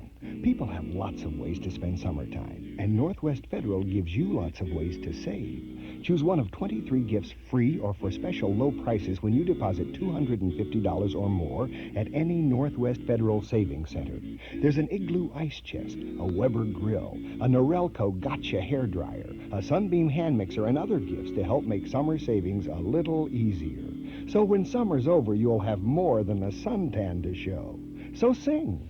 It's Northwest Federal Summertime, 63 hours a week, summertime. Thanks, fellas. We really enjoy having you in the studio here with those red striped jackets and the nice straw hats on. They're really good. And stick around. Maybe we'll have you stop by again. Those are from the Arlington Heights chapter of the Society for the Preservation and Encouragement of Barbershop Quartet Singing in America. Chuck Shaden with you, with Carl Pearson this afternoon. Big band authority, big band fan and buff, right? There's a big difference between being a fan and a buff.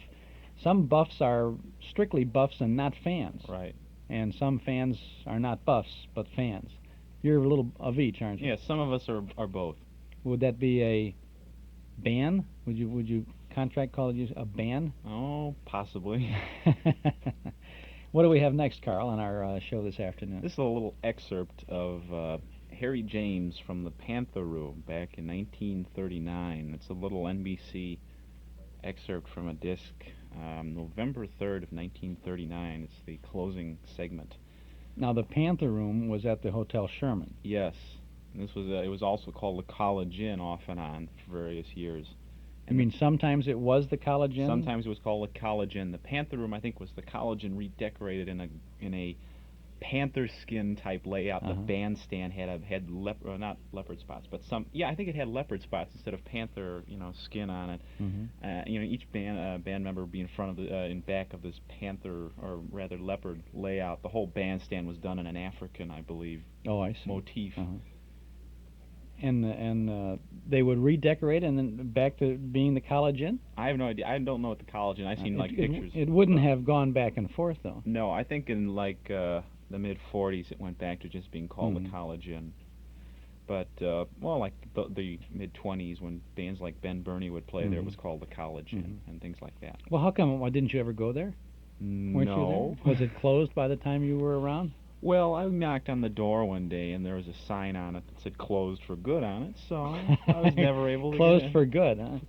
A lot of this stuff happened much before your time. Carl is a young man in his 20s, and the fact that he knows so much about this attests to his real enthusiasm for digging and finding up all of this stuff.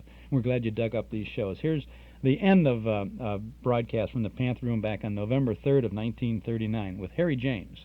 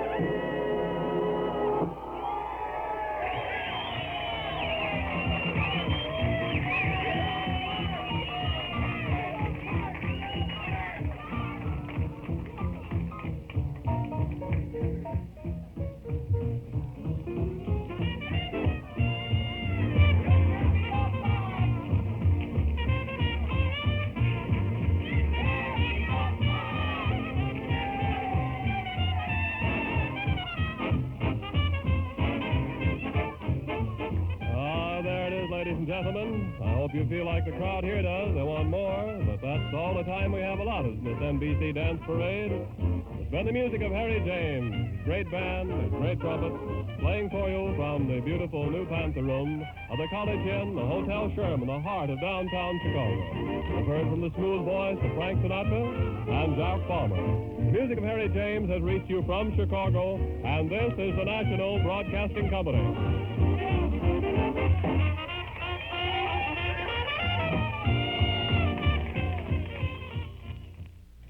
Oh, how about that? Wasn't that nice stuff? That was really good. That was the wrap-up of the James program. A remote now, he said, Carl, from the Panther Room of the College Inn at the Hotel Sherman. The new Panther Room of the College The Inn. new Panther Room. Right, so apparently the room had probably just been redecorated to accommodate all these swing bands coming through from the country. Well, then the Panther Room was a room within the College Inn. Yes, probably College Inn was probably a... I'd never been there, so it was probably a big dining room, huh? And then they had the Panther Room would be maybe a cocktail lounge or something. No, it would have been... From what I've heard, the Panther Room was downstairs in the Hotel Sherman. I guess it had I think it had a low ceiling and everything. I mean, this is all from what I've been told. And maybe there's a veteran of the Panther Room, someone with a pith helmet and yes, going out on safari. Yeah, right. To give us a buzz and help us pinpoint the Panther Room of the Hotel Sherman of the College Inn. As a matter of fact, we have coming up in just a little bit. We have a remote from the College Inn, and this was the Panther Room. Now this next remote is from the College Inn. A few years later, that James thing was from 1945, right? You've got a Woody Herman remote from there. So we'll tune into that in just a moment. You're tuned to WNIB Chicago, FM 97. I'm Chuck Shaden. This is our Those Were the Days program, every Saturday afternoon from 1 to 5 with all the good old sounds.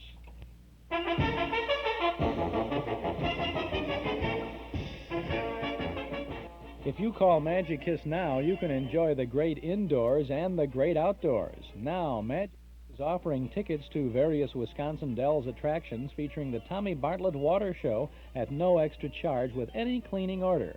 Magicist will clean your carpeting and furniture in home or office or pick up your rugs and draperies. Magicist welcomes bank cards and offers a 20% discount on rugs and draperies for cash and carry. Chicago phones call 378-8600. Suburbs, see your phone book. Come clean now and get your tickets to the Wisconsin Dells at no extra charge. And remember, Magicist sells rugs, too. Purchasing agents and business execs, ask Magicist about their commercial cleaning rates.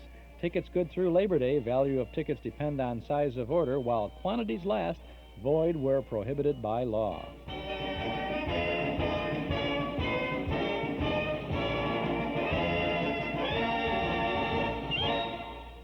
And we've got lots of good musical remote sounds for you before we wrap up the afternoon here. I want to mention one thing, though. Over the years, we have had many requests for copies of things that we broadcast on the air. An awful lot. As much as we say, hey, we want a copy of this, tape this program for your collection and so forth and so on. And we often get calls from people saying, oh, I blew it. I had my cassette blew up, or my wife forgot to press the button, or a lady will call and says, oh, I'm desperate, I was supposed to tape this thing and I couldn't get it. Well, we've had lots of requests for that, and it's really been very difficult for us to try to satisfy everybody with a special request like that, because there just isn't the time, and it's so hard to do that. It's always been hard for us to help you on that. However, we have finally made arrangements with one of our engineers to do a little extra work, a little moonlighting maybe, and now we can offer you, if you like, a cassette recording of any program that we broadcast here on a Saturday afternoon. Now, this will be a custom recording on top quality tape. It's the same kind of tape that we use on our cassettes of the month. See? So it's a custom recording from our broadcast master, and so if you don't get the copy of the show off the air, although we'd much rather you tape it off the air, we'll be glad to make one for you. And just let us know that the show that you want, we need the date that we've broadcasted, any information you have about the show that you want. For example, if you wanted that Benny Goodman thing we had, or you'd say, I want the Benny Goodman remote that was dated August 20th of 52, and you played on your Those Were the Days show on June 24th. Anything you can, we'll be glad to have. It would help us find it, because that's what we have to do. We have to search and find these tapes, especially after we're through with it. Now, the fee for this service is $6.50 a program, and that's the best we can do. So if you want a copy of anything that we ever play on the air, if you feel it's worth it, $6.50 to get a copy of that, you can send that amount with all the information that you need about a specific show. Now, I'm not talking about the whole 4-hour Saturday show. I'm talking about any show within the thing. And we can do it only on a cassette tape. Then send that amount to the Hall Closet Box 421, Morton Grove, 60053. And if you want more information about this, just give us a call here at the studio at 545-2260. We're going to just see what happens with this extra service for a little bit. So I don't know whether it's it is a big service for you or if it's nobody's interested when you have to do it that way. So, but if you are, let us know and we'll do what we can to help you out. Carl Pearson is our guest this afternoon with a big stack of tapes here of sounds from the big band days. A remote coming up next, Carl, we said from the College Inn. Yes. This is the Woody Herman Orchestra from March 27th of 1945, and it's from the College Inn. You'll hear a couple of vocals, one by Francis Wayne, who was singing at the time, and then Woody will even sing a tune. And this program came from CBS, and I believe at the end they mentioned from the CBS studios in the Wrigley Building. In other words, it was coming back from the Panther Room, or rather the College Inn, to the studios in the Wrigley Building, and then from there, all over the country to the other CBS outlets. Oh, well, they always had to have that WBBM Wrigley Building identification with that. So the date of this is March 27th of 1945. Yes. And you'd hear, if you were listening in New York, you'd hear this at 12:30 in the morning on March 27th. In other words, 11:30 in Chicago. Oh, so it'd be before. It would be actually be March 26th in Chicago. Or rather, actually, it would be March 28th then, if the way the program listings are, because they had the tendency to list it to about 2 a.m. the next morning. Yeah, program listings, but actually from your day and date, actually. Yes, well, that's the way that... Your date on this is March 20th. Folks, you're listening to two collectors, right, trying to document the thing. The date that you have is March 27th, 1945, and you say 12:30 to 12:45. Now, that's Eastern time? That's Eastern time. In other words... So then it would be March 26th. Right, but... From 11:30 to 11:45 Chicago. The way that collectors did this for convenience was they would list programs until 2 a.m. of the next morning as being of the day before. And this program is air-checked off of WABC in New York, so that is the New York time, and they did that for convenience instead of just starting in and saying March 28th on the disc. Oh, so actually then, it really was broadcast on March 28th. It's the morning of the 28th. Morning of the 28th. But it would be the evening of the 27th in Chicago. It would be not much left of the evening of the 27th. I'm glad we've got this all straightened out. That's right. Yes. Wow. Okay, Woody Herman, this is 15 minutes. Great stuff. Columbia presents Woody Herman.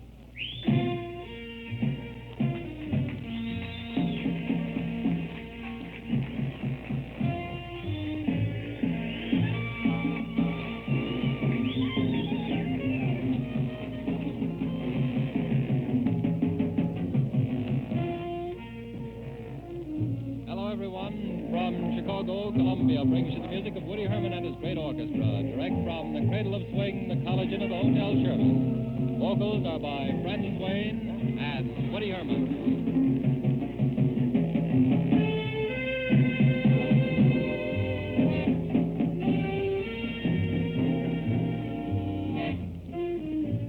Our show gets started here at the College Inn now with an original Woody Herman composition, a song very intriguingly entitled Goosey Gander.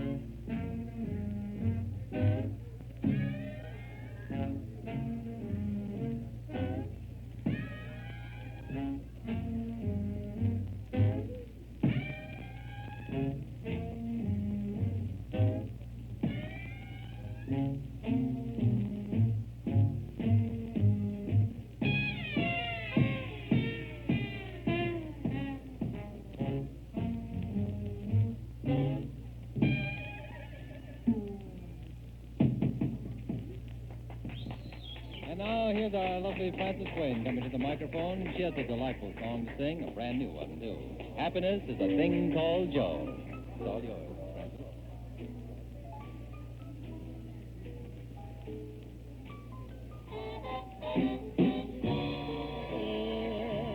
Seems like happiness is just a thing called Joe.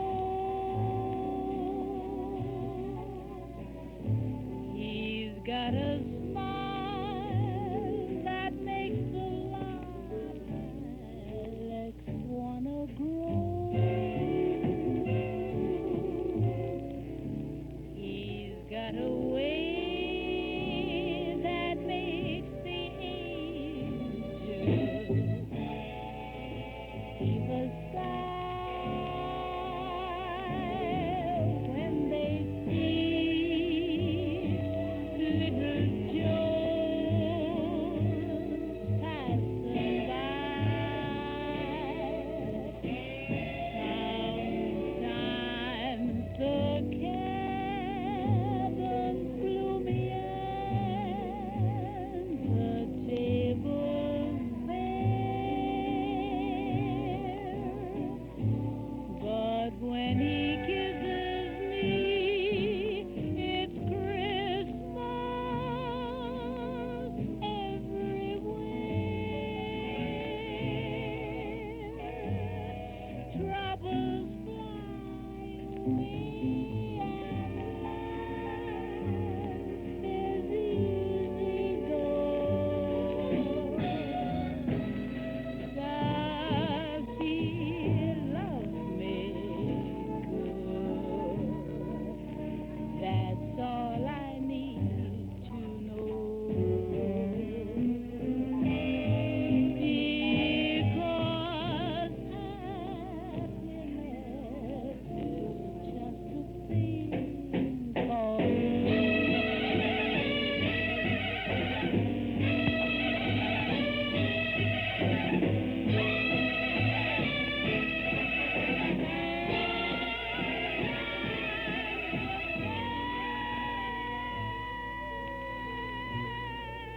cabin's gloomy and the table's bare, but when he kisses me, it's Christmas everywhere. Troubles fly away and life is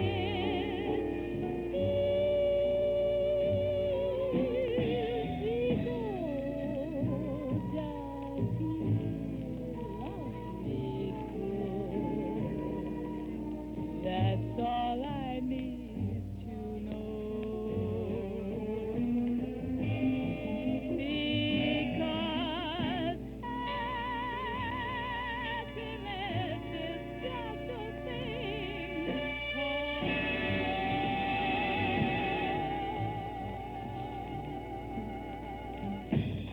Ah, thank you, Frances.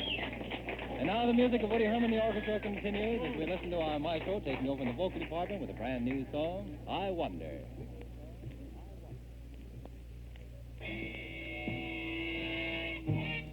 I wonder, my little darling, where can you be this moonlit night? Are you holding someone tight? I wonder. My heart is aching, and just like a fool, I let it go on breaking. Maybe I'll awake and find that I'm mistaken. I wonder. Baby, since we're through, I've been through Lover's Lane, but in my heart there's only pain. You went traveling, but will it last while I've traveling nowhere fast. Sweetheart, I wonder, well, little baby, if this new love dies, where will you be? Will your heart come running back to me? I wonder.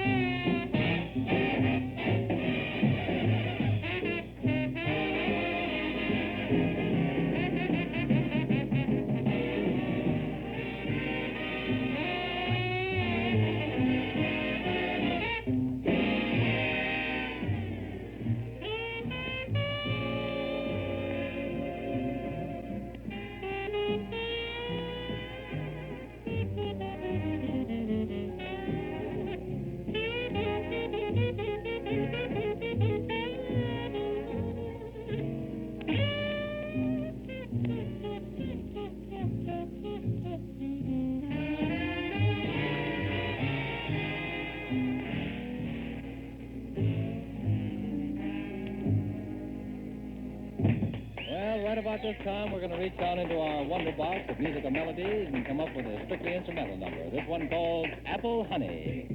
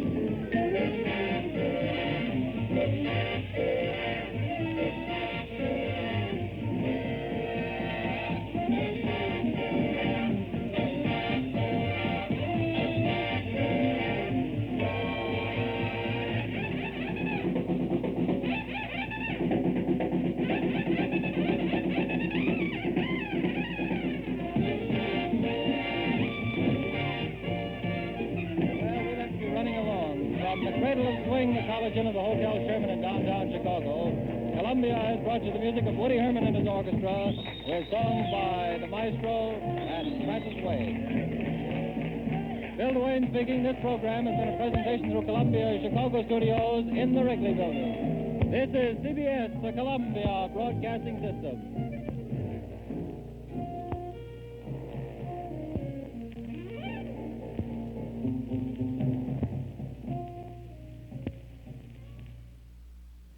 And that was it, huh? That's not a bad little tune there. Of course, that's Woody Herman and his orchestra from the College Inn. Carl Pearson, they said that it was remote through the facilities of the WBBM in the Wrigley Building, yes. or the Columbia Studios in the Wrigley Building. And I noticed that was from your original acetate disc, wasn't it? No, that one is from a tape from a collector that But had the from original. a disc, Yes. because you could hear the. Yes. Most of it is coming from the disc, though, doesn't Right. it? Most One of form these or things. another Yeah. does. Yeah, most of the old-time radio things that we have too come from. Of course, this is part of the old-time radio idea here. All of these things. You are more of a specialist, although you do collect a lot of the radio shows too. Oh, yes, don't I you? do. Yeah. What are your specialties? What do you like the most? Comedy, the McGee series, Jack Benny. I get into World War II broadcasts quite a bit for bands, for comedy, and for the news too. It's it's interesting too.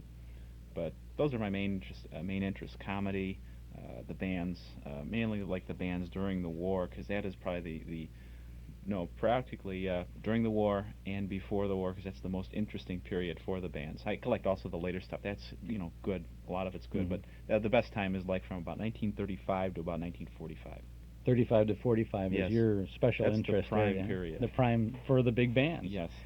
Right after the war, they kind of got a little hungry, didn't they? Yeah. There weren't many places for them. Was that television again? You think it was TV's influence on all that? Oh, TV later on, a few years later, I think so, and music styles Well, why weren't changing. the bands so big? The styles were not changing that much in 47, maybe 48, were they? Well, it was more, on the singers like Sinatra and Dinah Shore. It was more focused on the singers than if you look at the records that came out. Perry Como was replacing Artie Shaw, and Frank Sinatra and Dinah Shore were replacing Benny Goodman on the Columbia label. It's, I think it was a lot of the singers, all of a sudden became popular. The personalities were becoming more and more popular. Yes. Yeah. It's really interesting. Glad to chat with you this afternoon, and glad to be here with you this afternoon on our Those Were the Days program on WNIB Chicago at FM 97. We'll have lots more, so don't go away. Frigidaire Appliances, TV by Sony, Magnavox, and Quasar. Stereos by Sony and Magnavox. Corning Electric Ranges. Crown and Hardwick Gas Ranges. Shop no further. Townhouse TV and Appliances has them all. You can visit Townhouse. You'll be surprised at the selection and at the price. And that's not all. You'll get the Townhouse Guarantee. Guaranteed delivery on the day promised. Guaranteed normal installation on all products delivered. Removal of your old appliance to the basement, to the garage, or off the premises. And Townhouse also guarantees to remove all cartons and packing material as well. So Townhouse means service, and you'll get it at 7243 Toohey Avenue, just west of Harlem. Townhouse TV and Appliances open Monday, Thursday, and Friday nights till 9, Saturday until 5. Eden's Plaza Shopping Center, where Eden's Expressway, Skokie Boulevard, and Lake Avenue meet at Wilmette. Eden's Plaza Shopping Center, where you'll find quality merchandise for the entire family. Eden's Plaza Shopping Center, easy to reach, easy to park, easy to shop. Summertime shopping values 7 days a week at Eden's Plaza Shopping Center in Wilmette.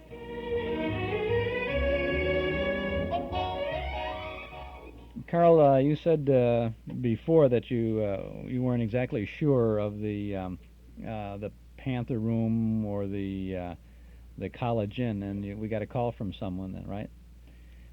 Yes, that's true. Got a call from a listener who was really nice enough to tell me he had been down there during the period. He was in college at the time when Woody Herman was playing and had been down there. And the College Inn was the entire basement of the Hotel Sherman. And there was a restaurant and there was a bar down there. But a small part of that College Inn down there was the Panther Room. And apparently the room did have a very low ceiling, and it was in this decor, this safari decor, I guess I'd call it. jungle stuff. And all Yes, that, yeah. and I guess the low ceiling helped to also, intensify the atmosphere of the band, and made it a lot more interesting to watch and everything. But I guess they also had the Malaya room and all that was down there too. And I think there's mention on this upcoming little excerpt about the rooms downstairs in the College Inn. Now what is this? This next? is the Duke Ellington Band. Mhm. In September 7th of 1940, a little broadcast. I think they even tell you what the prices were for dinner in the Malaya room, and for dinner I think also in the Panther room, and telling you to come down and have a good time, and all this. Spend money, in other words. This is the opening of the show? Yes, Just the a first. clip now, Yes. 4 minutes or something like that? Right. All right, let's listen. The Duke is on the air.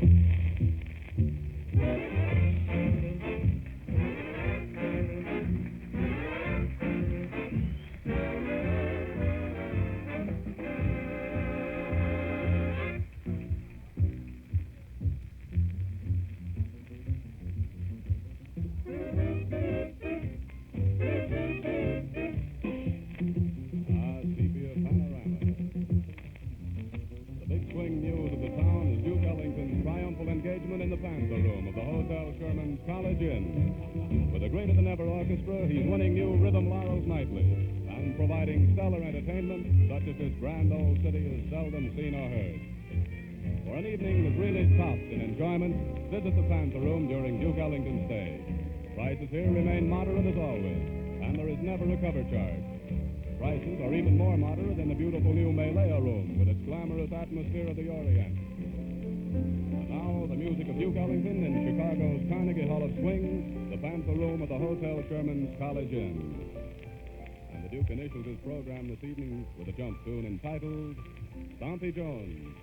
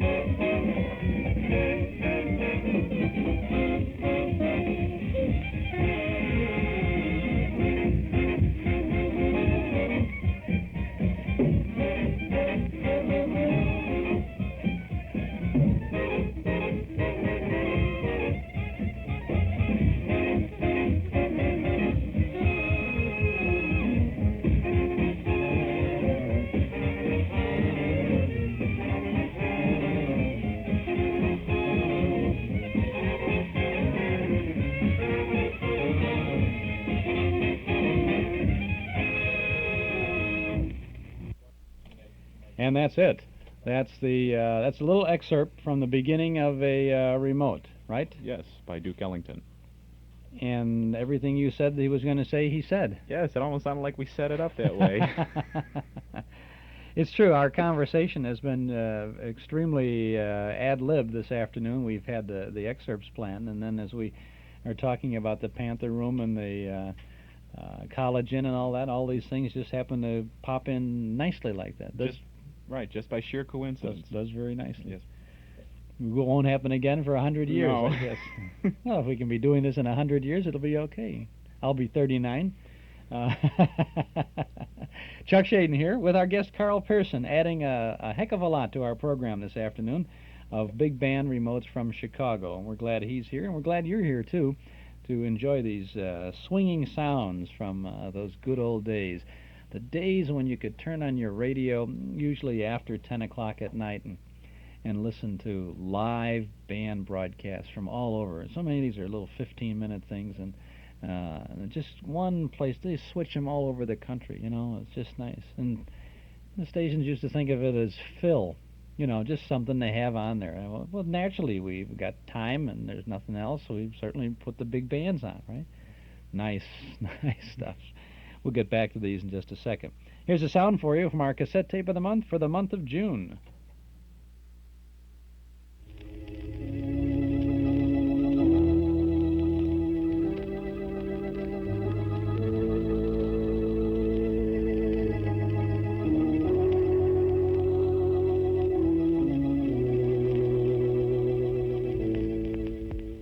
Who knows what evil lurks in the hearts of men?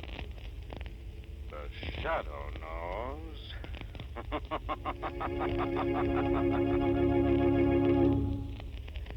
Once again, your neighborhood blue coal dealer brings you the thrilling adventures of the Shadow, the hard and relentless fight of one man against the forces of evil.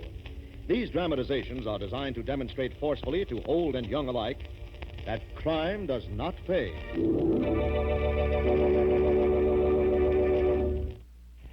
But Northwest Federal does. No. Anyway, that's the clip from the cassette tape of the month for June, a double feature starring The Shadow, Lamont Cranston, and the lovely Margot Lane, in not one but two Shadow adventures, The Silent Avenger and The Bones of the Dragon. They're yours on a single cassette tape for only $5 from the Hall Closet, Box 421, Morton Grove, 60053.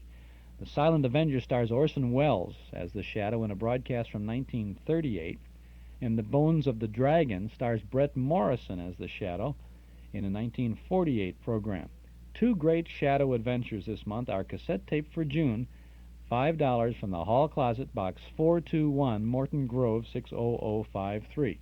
Or you can get your Shadow cassette at any office of Northwest Federal Savings, or when you visit our Metro Golden Memory Shop at 5941 West Irving Park Road, just east of Austin. This is your last week to get this Shadow tape at our special cassette of the month price, $5. A great hour of radio excitement this month. Two fine Shadow shows from not so long ago. Get your cassette now, only $5 from the Hall Closet, Box 421, Morton Grove, 60053. Well, Carl, we've been all over town with these remotes from Chicago. We were at the Black Hawk, that would be on Wabash. We were at the Trianon, which is, I guess, on Cottage Grove. The Blue Note. The Blue Note was that on Randolph? It was. We went through this one Yes. time on the air here. I think it was Randolph. I believe so. I think so, Randolph. It was. They mentioned it on the program, whatever. Yeah, Yes. and the College Inn, the Sherman, that was on Randolph. That's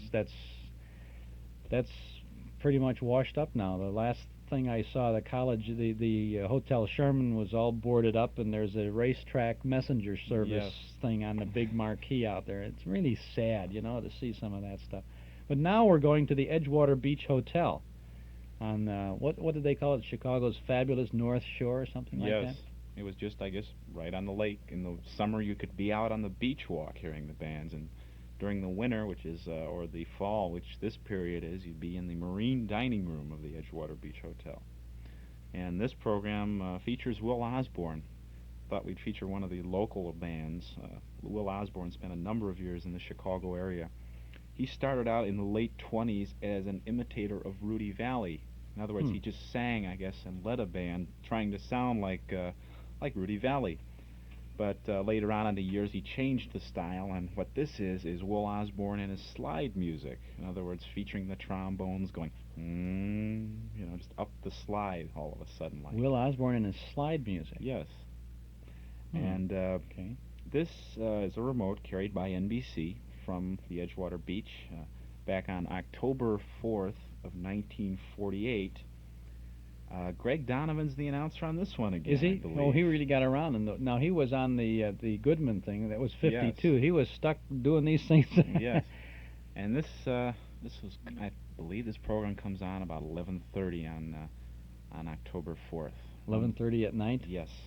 Okay, we're listening to Will Osborne from the Edgewater Beach Hotel. Now, how many people who are listening, I wonder, ever went to the Edgewater Beach Hotel? A lot of us did. There were proms there, special dances, even in the marine dining room if you could afford it. It was a pretty fancy spot there. And then that beach walk. The beach walk, you're right, it was beautiful. I remember the Edgewater Beach Hotel when I was about 7 or 8 years old, but I don't remember I never saw a band there or anything. Just remember the building, and the building itself was rather beautiful. Oh, well, it sure was. Well, let's go back. 1948, October, I was a freshman in high school. So I wasn't quite ready to go dancing at the Edgewater Beach yet, but it would not be long. Let's go back now. From coast to coast, the National Broadcasting Company presents the slide music of Will Osborne and his orchestra.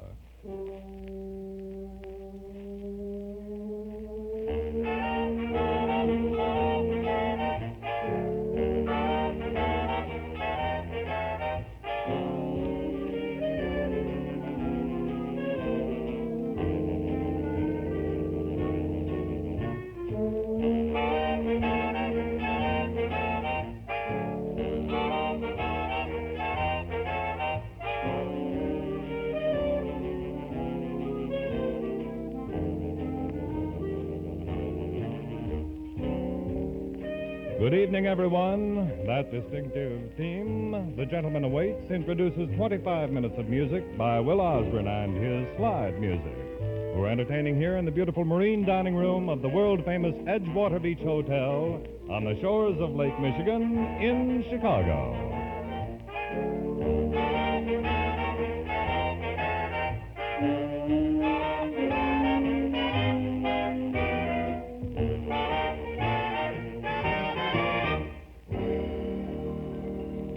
Good evening, Mr. Osborne. Good evening, Mr. Donovan. And now, with our informal formalities over with, let's you sing for us, Everybody Loves Somebody.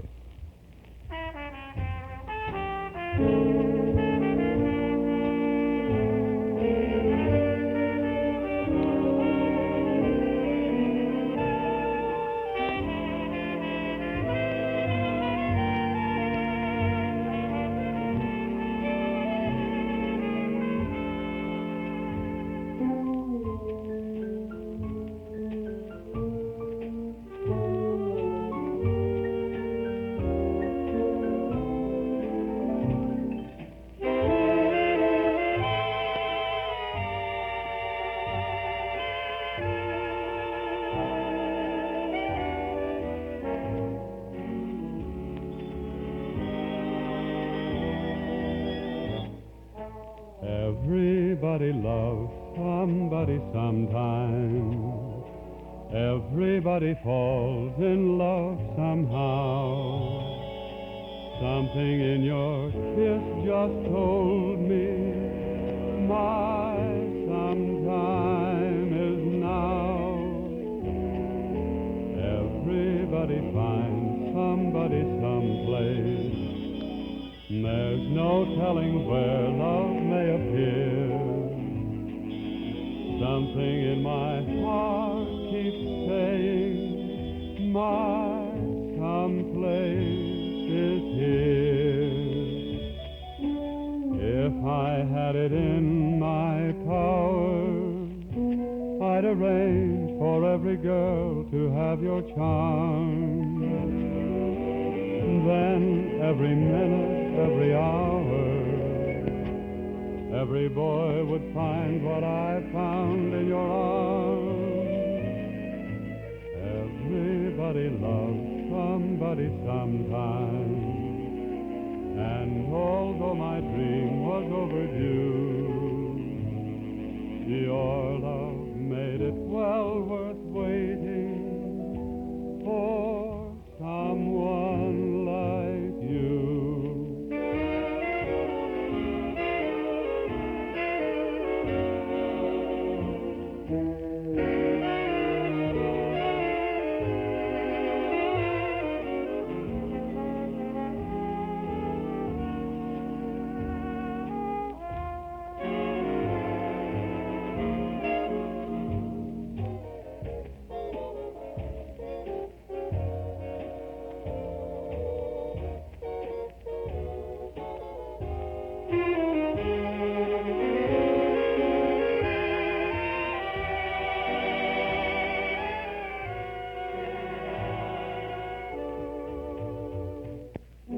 If I had it in my power, I'd arrange for every girl to have your charm.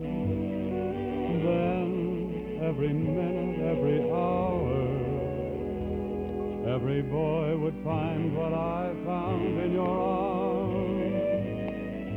Everybody loves somebody sometime. And although my dream was overdue, your love made it well worth waiting for someone like you.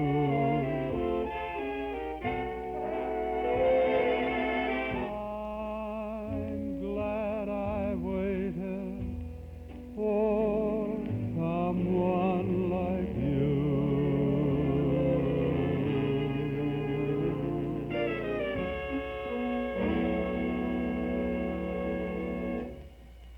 Medley time now, and tune number one at the top of this quartet of all-time favorites is the Dipsy Doodle.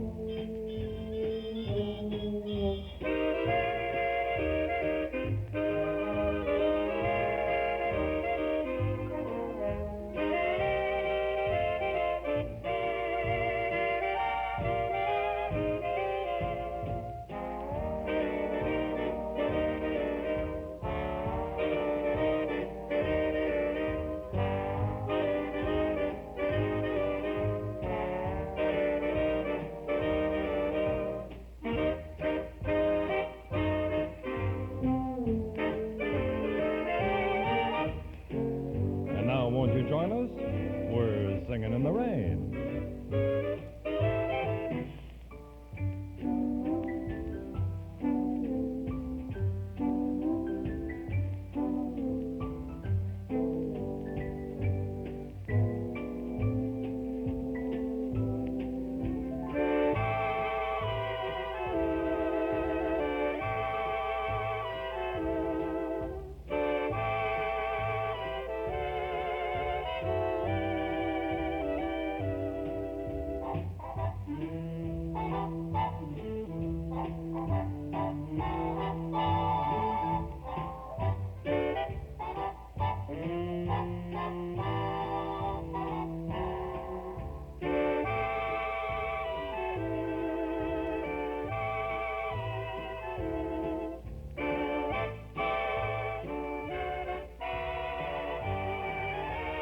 Here's Will Osborne to sing. The one I love belongs to somebody else.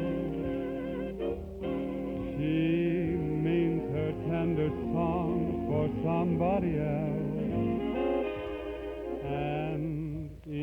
when I have my arms around her. I know her thoughts are strong for somebody else. The hands I hold belong to somebody else.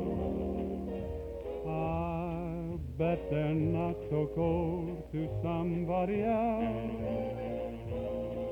It's tough to be alone on the shelf, worse to fall in love by yourself.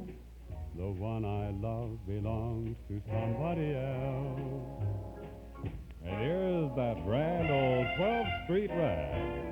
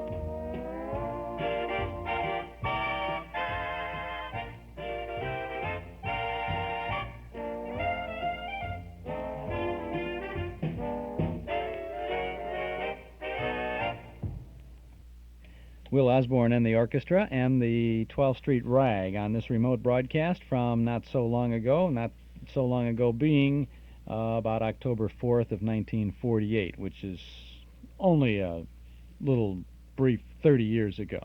This is Chuck Shaden with our Those Were the Days program on WNIB Chicago, FM 97. Carl Pearson is our guest this afternoon as we stroll through memory lane and enjoy the good old big band sounds. You'll find a generous helping of memories from and about the good old days at our Metro Golden Memory Shop at 5941 West Irving Park Road, just east of Austin. Come in and browse for a while. You'll find a complete selection of big band and personality and soundtrack recordings, as well as those great old-time radio shows on cassettes, 8-track tape, and LP records. We offer books and magazines about the stars and the days gone by, plus nostalgic jigsaw puzzles, games, cards, gifts, and novelties. Comic books, too. An amazing selection of memorabilia, giant one-sheet movie posters, theater lobby cards, photos, magazines, Riverview scenes, lots more. At our Metro Golden Memory Shop, 5941 West Irving Park Road, just east of Austin. You can use your MasterCharge or Visa card at our shop 7 days a week. We're there Monday through Friday from 11 a.m. to 5:30 p.m., Saturday from 10 to 7:30. We're open right now. We'll be open till 7:30 this evening, and tomorrow and every Sunday from noon to 5. So come on in, see all the goodies at our Metro Golden Memory Shop, 5941 West Irving Park Road, just east of Austin. Metro Golden Memories, the MGM shop. Okay, let's get back now to NBC in Chicago, remote broadcast from the Edgewater Beach Hotel. Will Osborne and the band. He sure does sound like Rudy Valley, too. Before he sounded like Rudy Valley singing the Dean Martin theme song. We get them all here, folks.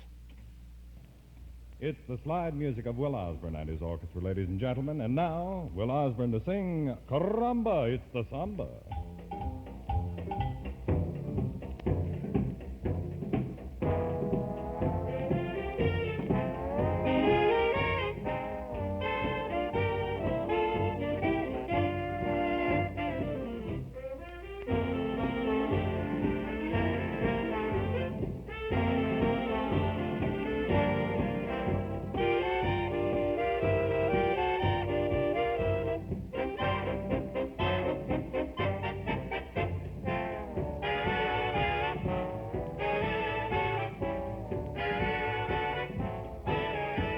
Tonight is my night out for dancing. There's a gal that I'm romancing. I hope she falls for me before the night is through.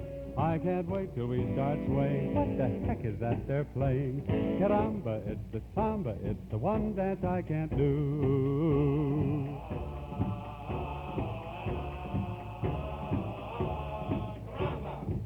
You better play a rumba for me, 'cause I know she will adore me. When I begin to do a rumba shake or two, I am waiting on the floor now, just another minute more now. Caramba, it's the samba, it's the one dance I can't do.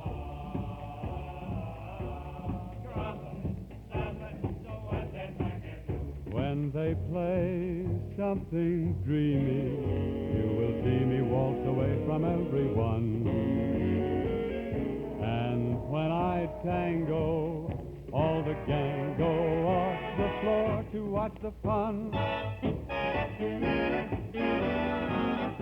Oh, there must be a million other tunes that aren't Brazilian, so I can't understand why they don't play a few. Oh, the band's about to start now, there'll be music in my heart now. Caramba, it's the samba, it's the one dance I can't do.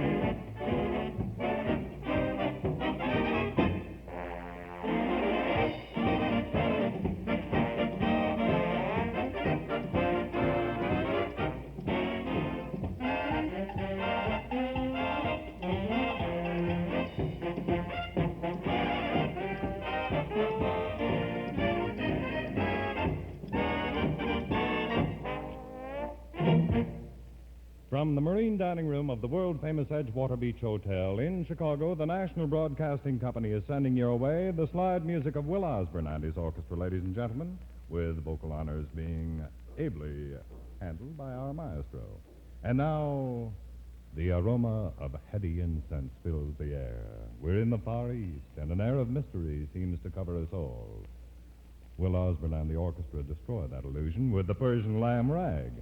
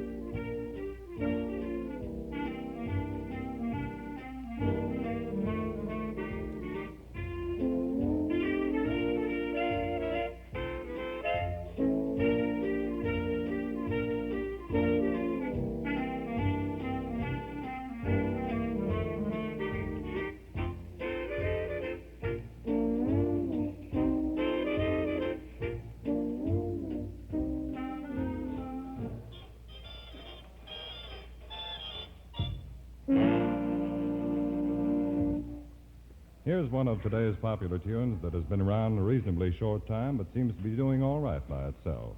Will Osborne plays as Will Osborne sings, Ramblin' Rose.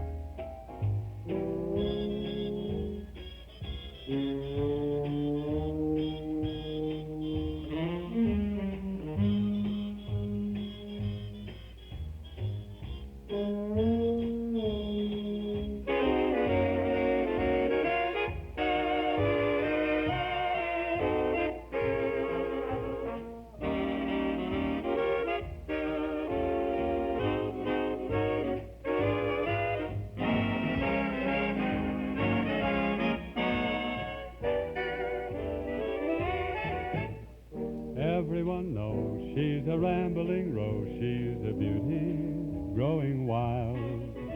Birds in their nests seem to whistle their best for Mother Nature's favorite child. She's got the kind of affection that just winds around your heart.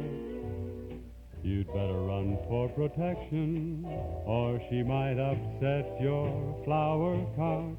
I hate to disclose that my rambling rose is going to meet her Waterloo.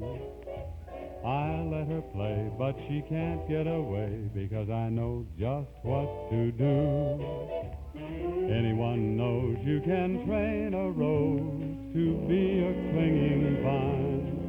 So from this day hence there'll be a picket fence round that rambling rose of mine.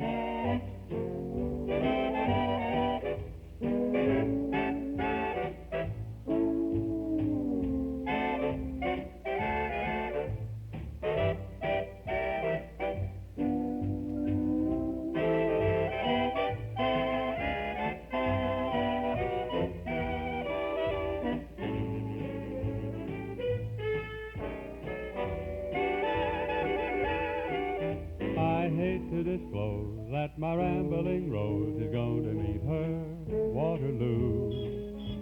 I let her play, but she can't get away, 'cause I know just what to do. Anyone knows you can train a rose to be a clinging vine. So from this day hence there'll be a picket fence round that rambling rose of mine.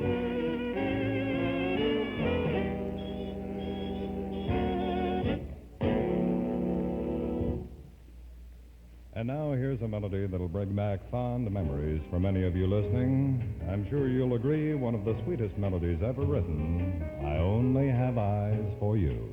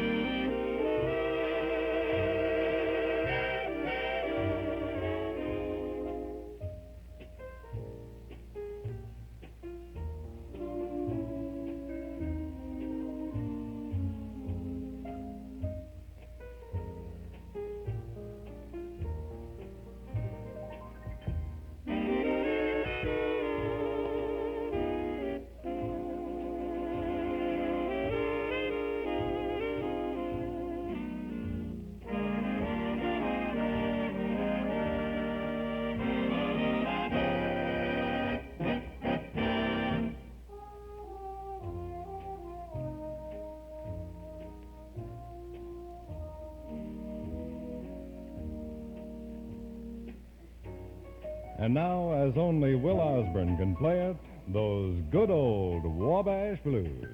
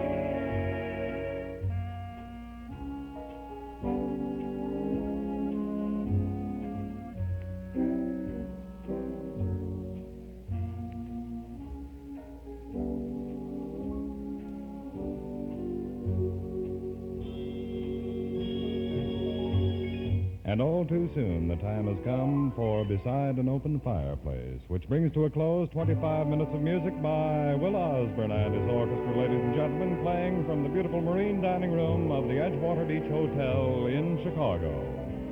Till next Monday night, along about the same time for me to say, fare thee well, Mr. Osborne. Fare thee well, Mr. Donovan. This is NBC, the National Broadcasting Company.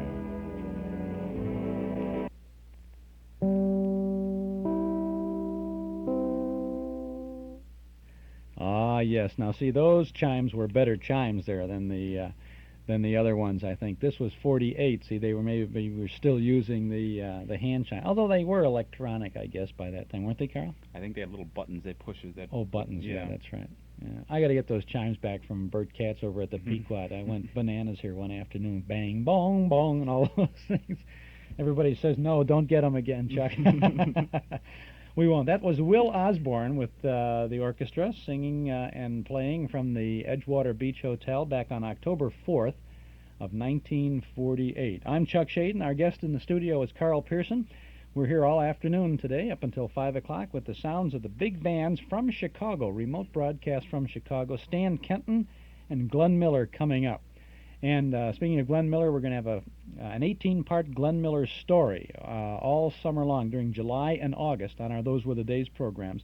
You can read all about it in our Nostalgia newsletter and radio guide. The midsummer edition will be out at the beginning of the week. And if you're a subscriber, you'll have yours. It'll go to the post office on Monday, I believe. And if you're not a subscriber, you can call us this afternoon and subscribe and get in on the new issue, which comes out by the end of June. The Lone Ranger Without His Mask is on the cover of that issue of the newsletter. It's Brace Beamer, and you'll also see a picture of him with his Lone Ranger mask when you subscribe to the Nostalgia newsletter. A one-year subscription, 10 issues, is just $7, and you can subscribe right now when you call us here at 545-2260. The midsummer issue has articles from and about the past and the complete schedule of programs that we broadcast every Saturday afternoon here on WNIB. Call us now. Start your subscription with the midsummer issue. We'll send it out to you next week and include an invoice with the first issue. Call 545-2260. That's 545-2260. If you like, just send to Nostalgia Newsletter, Box 421, Morton Grove, 60053. But while you're thinking of it, give us a call this afternoon at 545-2260. If the lines are busy when you call, if you just wait a moment and then call back, and then we'll be happy to take your name and address and get it rolling for you. 545-2260. It's Northwest Federal Savings Time, 63 hours a week. Hi, I'm Chuck Shaden, Vice President here at Northwest Federal Savings. Let's find out firsthand why people like Northwest Federal. I like the different conveniences they have. You can get traveler's checks. Anything you want to do, you can do it if you've got the Northwest card. I like the fast, courteous service and the fact that I don't have to fill out a lot of paperwork before I can come to the counter. The hours, more hours than other banks. In fact, I switched to them from another bank because of their convenience, their hours, everything. No bank does for people what this bank does, really. And the people here are marvelous for service and cordiality, just plain swell folks. Well, if you don't feel that way about your bank, it's time to sing a different tune. It's Northwest Federal Savings Time, 63 hours a week. Well, if you don't feel like listening to another remote from the Panther Room, you better cut out, right, Carl? Right. Because there's another one now from the Panther Room of the Hotel Sherman. This was when? This is from December 5th of 1942. I believe the newsletter has it as December 4th. Well, maybe Only it was before and after as the new... Well, no, this one is at 11:15 p.m. Eastern Wartime, so there's no confusion as to what day it's on. Okay, and where was this carried? What was this? This from the Panther Room. No, the Blue was the Blue this Network. Is carried by the Blue Network. I'd like to thank somebody for this program. I'd like to thank Mike Stosich for putting up and letting me borrow a very fragile glass disc and going through all the horror of letting me tape it. Okay. This is Stan Kenton in the orchestra, vocals by Dolly Mitchell and Red Doris over the Blue Network. Now, you said you got this from a glass disc? From a glass-based disc. And it was still intact? Good. Still intact. The way Mike was talking, it sounded like I was going to break it for him. So, and it's all here, or is there some missing? Yes, there's a little of the opening theme missing and a little of the closing missing, but the rarity of the show, I think, makes up for it. 1942, December 5th, from the Panther Room, Stan Kenton.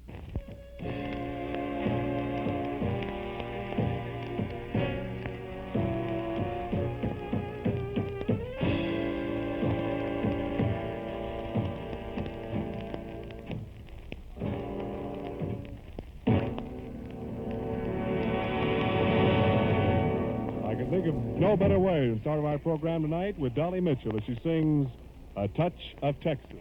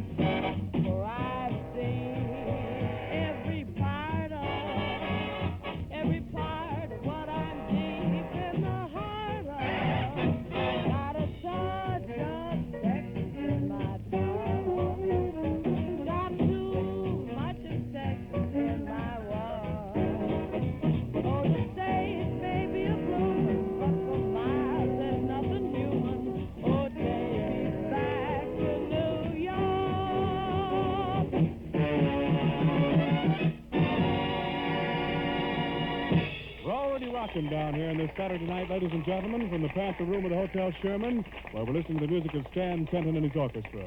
And now a dedication to the City Without a Heart, Manhattan Serenade.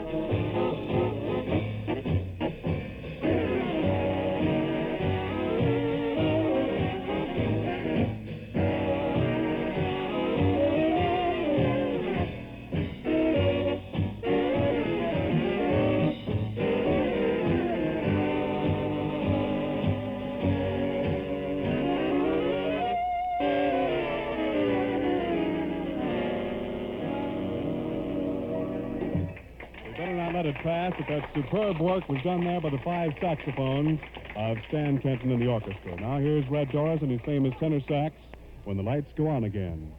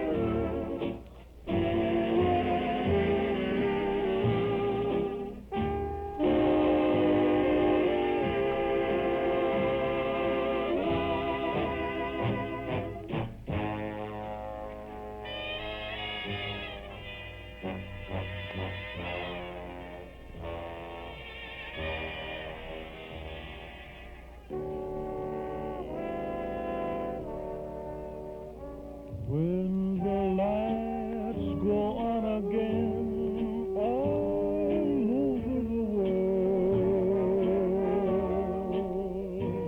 and the boys are home again all over the world, and rain or snow is all that may fall from the skies above. A kiss won't mean goodbye, but hello to love. When the lights go on again all over the world, and the boys are home again all over the world,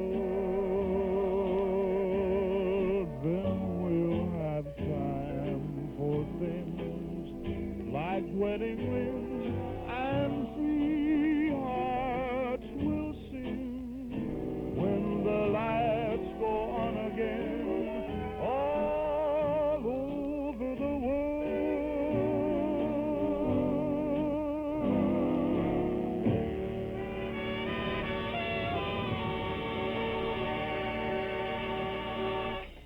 An unusual Kenton arrangement of a rhythm ballad called Eager Beaver.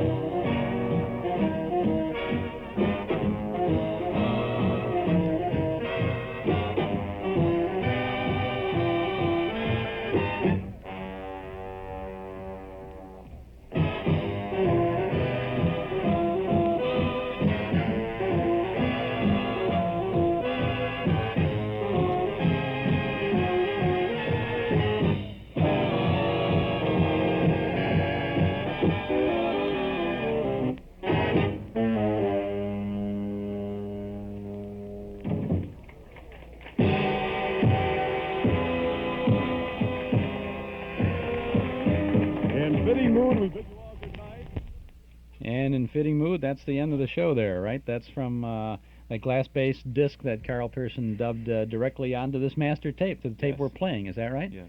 Good quality sound there. Stan Kenton from the Panther Room of the Hotel Sherman, December 5th of 1942. We got to keep rolling because we want to let you listen to a Glenn Miller Chesterfield broadcast from Chicago in just a minute. Eden's Plaza Shopping Center, where you can shop with confidence for all the family. Eden's Plaza Shopping Center, where Eden's Expressway, Skokie Boulevard, and Lake Avenue meet at Wilmette. Eden's Plaza Shopping Center, easy to reach, easy to park, easy to shop. Smile when you shop 7 days a week at Eden's Plaza Shopping Center in Wilmette. Well, Carl Pearson, what is the last little gem that you have for us this afternoon? This last little gem is a Chesterfield show, Chesterfield Time, from the Chicago Civic Theater downtown in Chicago. This is a little program featuring Glenn Miller and his orchestra, his vocalists and everybody, and your announcer for the program will be Larry Bruff. From June 13th of 1940. Do you smoke the cigarette that satisfies?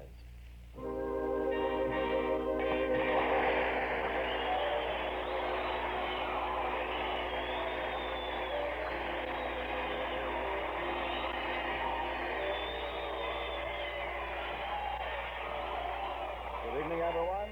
This is Glenn Miller speaking from the beautiful Civic Theater in Chicago, Illinois, with Marion Hutton, Ray Eberly, and all the boys ready and waiting to go. So why not make this your time to relax while we bring you Chesterfield's Moonlight Serenade? That's right, Glenn. Let's all take time to relax and light up a Chesterfield while Glenn and the boys serenade us in a familiar mood. Glenn, Solitude.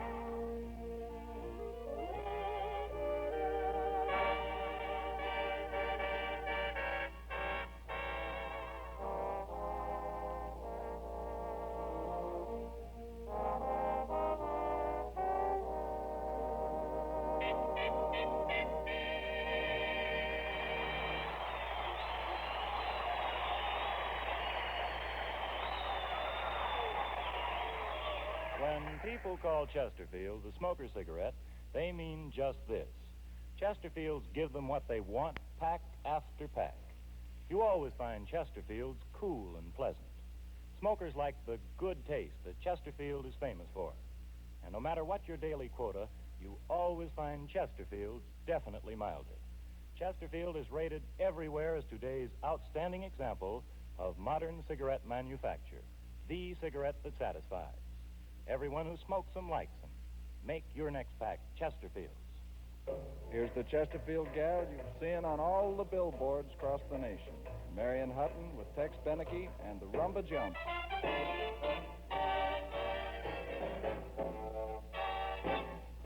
There's a Harlem band way down in San Domingo, a very talented group. They kicked them off of a soup. Even though the band can't understand their lingo, they're never down in the dumps, 'cause when the drummer boy thumps, they're on the jump. Hip, hip, they holler the moment they landed. We've got to rumble, the king once commanded. Then they passed the gin and started into play, the way they learned to play back in the USA.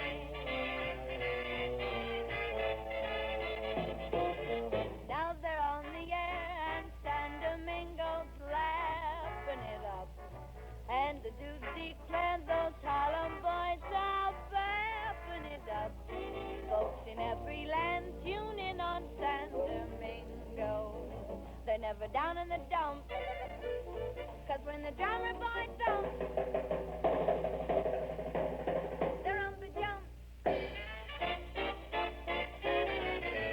Hip, hip, they holler, stay right in your villa. We're on the air for a brand of vanilla. If you want to dance and want to dance in style, you better turn your dial to San Domingo Isle. And when you hear aye, hidey, aye, you know the reason why. The rumba jump.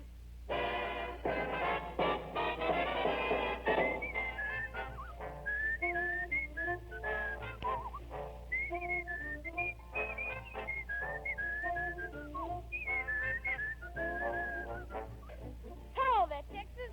What you say? What you say? What you doing back here in the USA? Well, Santo Domingo just wouldn't let me be. So I ran out on my visa for it ran out on me. But when I ran, I was no chump. I shanghaied the drummer, the guy that makes a rumba jump.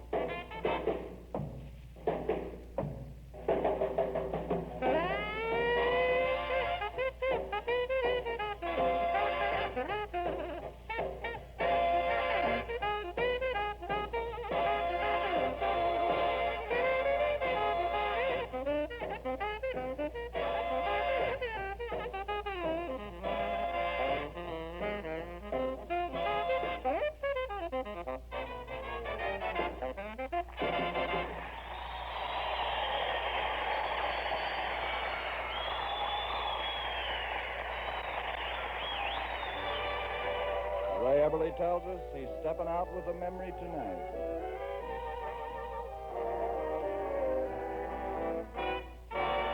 I'm stepping out with a memory tonight to paint the town the way we used to do.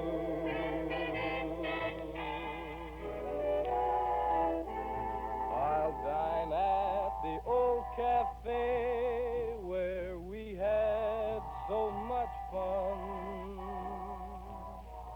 and order cocktails for two instead of the usual one. Then after dark, in a hansom through the park, while reminiscing, I'll be kissing you. A lot of folks may think that I'm crazy. Well, maybe they're right, but I'm stepping out with a memory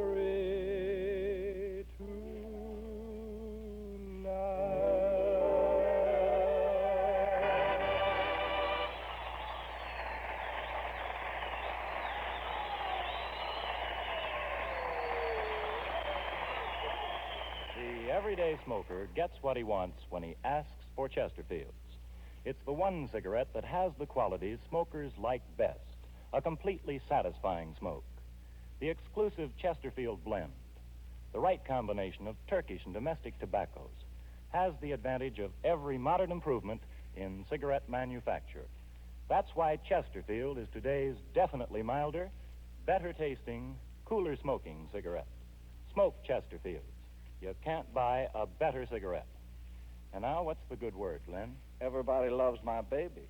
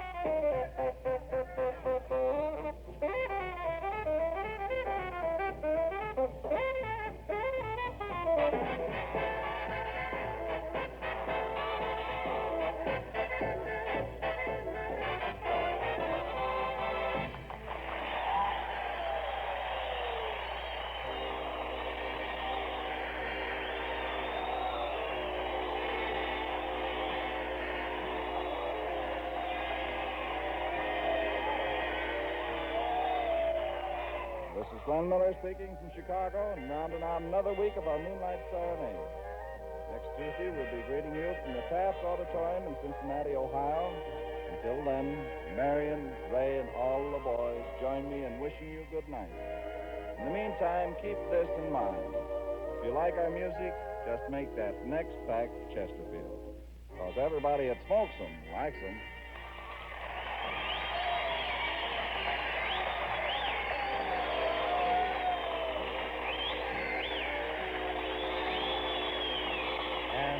good news for all you pipe smokers. From start to finish, Granger pipe tobacco is made for pipes. It's the only tobacco made by the famous Wellman process. And that's why Granger is so mild and fragrant. That's why it smokes cool and lasts longer. You'll find a big smile in every pipe load, and, like all the other Granger smokers, you'll be saying, for twice the money, I can't buy another pipe tobacco half so good as Granger. Ask for Granger pipe tobacco tomorrow.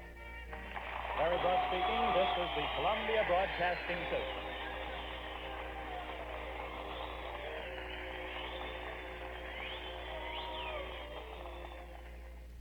Glenn Miller and the orchestra from the stage of the Chicago Civic Theater back on June 13th of 1940, not so long ago. That's great, Carl. That's really nice stuff. The cigarette commercials were left intact on this broadcast for historical reference. Glenn Miller Chesterfield show. Not exactly a remote like the other remotes, right? Right. Not from a ballroom of some sort, but pretty good. And, of course, we always like Glenn Miller. We got a lot of Glenn Miller coming up for you during July and August with the 18-part Glenn Miller story coming up, so we hope that you can join us for that. Carl, I really want to thank you very much for being with us today. You've added so much to the show. We appreciate you being here. Well, thank you. I thought it was a lot of fun. It really was, and we hope you'll come again, won't you? Yes. Let's do something. Let's do something in the fall, maybe, with the big bands, and how about the remotes during the wartime remotes? I think that'd be fun. Okay, I know you got a lot of that stuff. Yes. Let's do that. Huh? Okay. Thanks very much, Carl.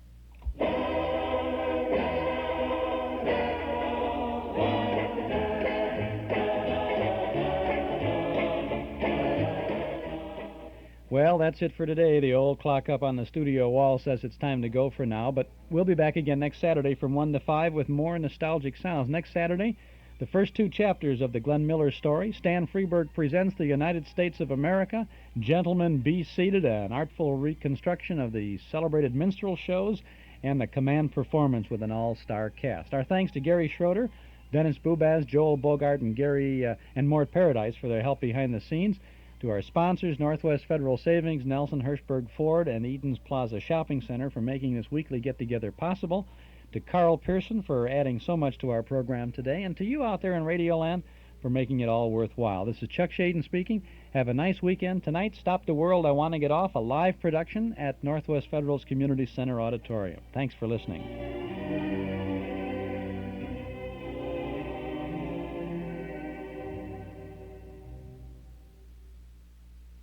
You're listening to WNIB in Chicago at 97 FM. Ralph, sit and wait for Mommy. How can our camera store help you? When Ralph Jr. learned to wave bye-bye last summer, Yes? I jiggled the camera. Oh. And then at his birthday party under the porch, it was so shady. You need the new Kodak Extra 2 camera. Oh? You get really great pictures in low light. Really? Or even if you jiggle a little. Ralph, don't unroll that film. See, with the Extra 2, you can use the fast 400-speed film. Know where I really jiggle? Where? When I take Ralph to Camp Michigas and he bounces on Finley. Who's Finley? The camp horse. Well, the Kodak Extra 2 camera makes it easy to take action pictures. Oh, could I try it? Sure, here. Ralph, come here. Mommy's going to take your picture. Want me to put down my teddy bear so I can wave bye-bye? Oh, is he precious? I could do that. The way to get better action pictures is here. The new Kodak Extra 2 cameras. Kodak cameras are available at General Camera Company, Chicago's friendliest camera stores. They also carry darkroom equipment, calculators, and cassette recorders. General Camera Company is located on the main floor in the Merchandise Mart at 4020 North Cicero and at the corner of Devon and Western. We invite you to stay tuned now for Zephyr. This is Fred Heft speaking, and Zephyr is a 2-hour program of shorter, mostly lighter classical music presented each day of the week on WNIB between 5 and 7. Today in our first hour we have music of Grieg, Brahms, Janacek, Dvorak, and Smetana. Then between 6 and 7 tonight, the continuation of our Beethoven Sonata series and music by Floto, Chopin, and Sir Edward Elgar. Music of Edvard Grieg to begin today. Suite number 2 from the incidental music for Peer Gynt, Grieg's Opus 55.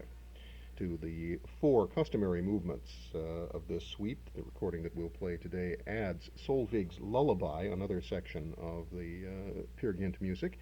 That and Solveig's Song will be sung by Elizabeth Söderström, and Andrew Davis conducts the New Philharmonia Orchestra.